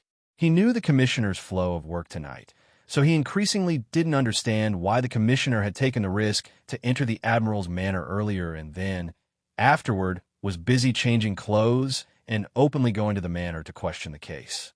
Even the Shadow, who was waiting for orders in the Admiral's Manor, didn't understand Fan Xian's thoughts. If it was to assassinate Chong Kuan, the Shadow was enough. There was no need for Fan Xian to be so busy and even cut a sorry figure. In reality, all of this was because before Fan Xian killed Chong Kuan, he still had a glimmer of hope. He still felt it was strange. In his heart, he had a deep fear of the hand behind Chong Kuan's back. An enemy with an unknown name and unknown strength was the most terrifying. Pushing open the door of the cloth shop, Fan Xian walked out with his head held high and his chest out. The summer wind blew against the corners of his black, official robes, making them whistle. Behind him, the people in the cloth shop also cleanly took off their hats and clothes, revealing the dull black Overwatch Council robes. They wore official hats on their heads, and each held a few important items in their hands. The owner of the cloth shop held a bright yellow scroll in his hand. His disciple held a long sword in his arms. Just like this, a group of 8 people in the Jiaozhou night walked brightly and noisily out the door. Following the heavily guarded long street, perhaps bravely or perhaps recklessly, they walked toward the admiral's manor, not far away. Other than the brothel, still bustling with activity, other than the admiral's manor, Jiaozhou appeared somewhat quiet. For a strange group like Fan Xian's to suddenly appear in the quiet Chong Street, it immediately attracted the gazes of many people. Particularly since this place was not far from the admiral's manor, there were immediately soldiers hidden in the dark who walked out and stopped this group of people, preparing to question them. The ones who maintained Jiaozhou's order should have been the provincial soldiers. However, because the enormous navy was at the side, the navy soldiers were like half the masters in the city and gradually stole the position of the provincial soldiers.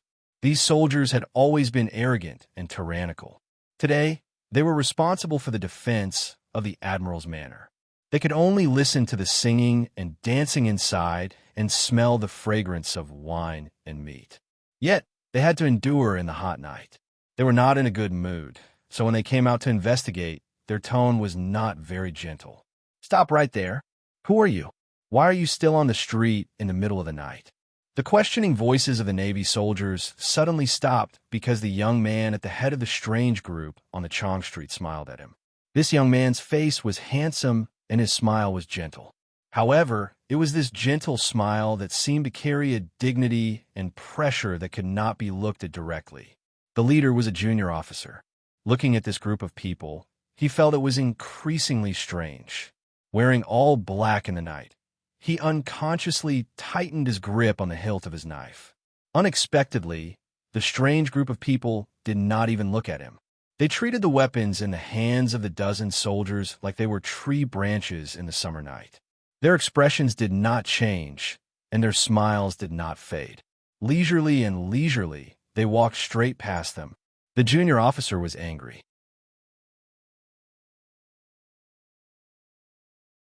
He pulled out his knife and moved a block in front of the other party. The knife broke as soon as it came out. With a crisp clang, the tip of the knife landed on the ground. By Fan Xian's side, the owner of the cloth clothing shop, who had already put on his official robes, pulled back the knife in his sleeve and took out his token.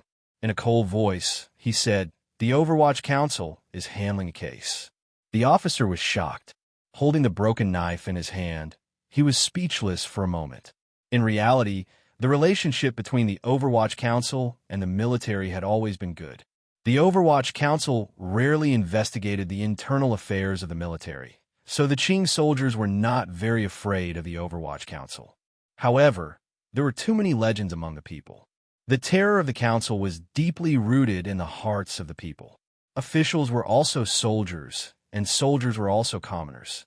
Suddenly discovering that a group of ruthless Overwatch Council secret agents had walked past him and had even cut his knife in half, the official still couldn't help but feel afraid. By the time he reacted, he found that the Overwatch Council people had already walked onto the street in front of the Admiral's manor. The officer's heart tightened, but he didn't have time to notify his colleagues in the manor. His eyes spun around a few times. He still hadn't decided whether to immediately report to his superiors or leave the city to notify his brothers in the tent. Of course, the armed forces guarding outside the Admiral's manor were not just this small group of Navy officers and soldiers. The Navy officers in charge of security at the end of the street all discovered the strangeness here and immediately recognized the true identity of this group of black-clothed people. Overwatch Council secret agents. No one knew what the Overwatch Council people wanted to do. They were all part of the court, so the Navy soldiers could not immediately take out their weapons and chop them into minced meat. Furthermore, they knew that the Overwatch Council was a special agency directly under the Emperor. Everyone felt a chill in their hearts as they stared at Fan Xian and his group with eyes full of hostility. A group of Overwatch Council officials walked to the front door of the Admiral's manor under the watchful gazes of dozens of people on both sides of the street. Fan Xian pulled his official hat up and scratched his slightly itchy hair. He raised his head and glanced at the red lanterns outside the manor door and the pictures pasted on them. Smiling, he said to the Navy soldiers at the door, "The Overwatch Council is handling a case by imperial edict. Have your master come out to receive the edict." The 6 soldiers had been glaring like tigers. Suddenly hearing the words, handling a case by imperial edict, they immediately lost their spirit. They looked at each other, and someone quickly ran into the manor to pass on the message. The rest of them quickly opened the front door and prepared to welcome the angel. Fan Xian was worried that the matter at the back of the admiral's manor would be discovered, so he did not pay attention to these rules. Raising his foot, he stepped over the high threshold of the admiral's manor and directly charged in. The Navy soldiers looked at each other in the back, thinking, how could there be such an arrogant person in this world? Even if you're an official of the Overwatch Council, even if you have an imperial edict, you're not here to search the property. How dare you charge in like this?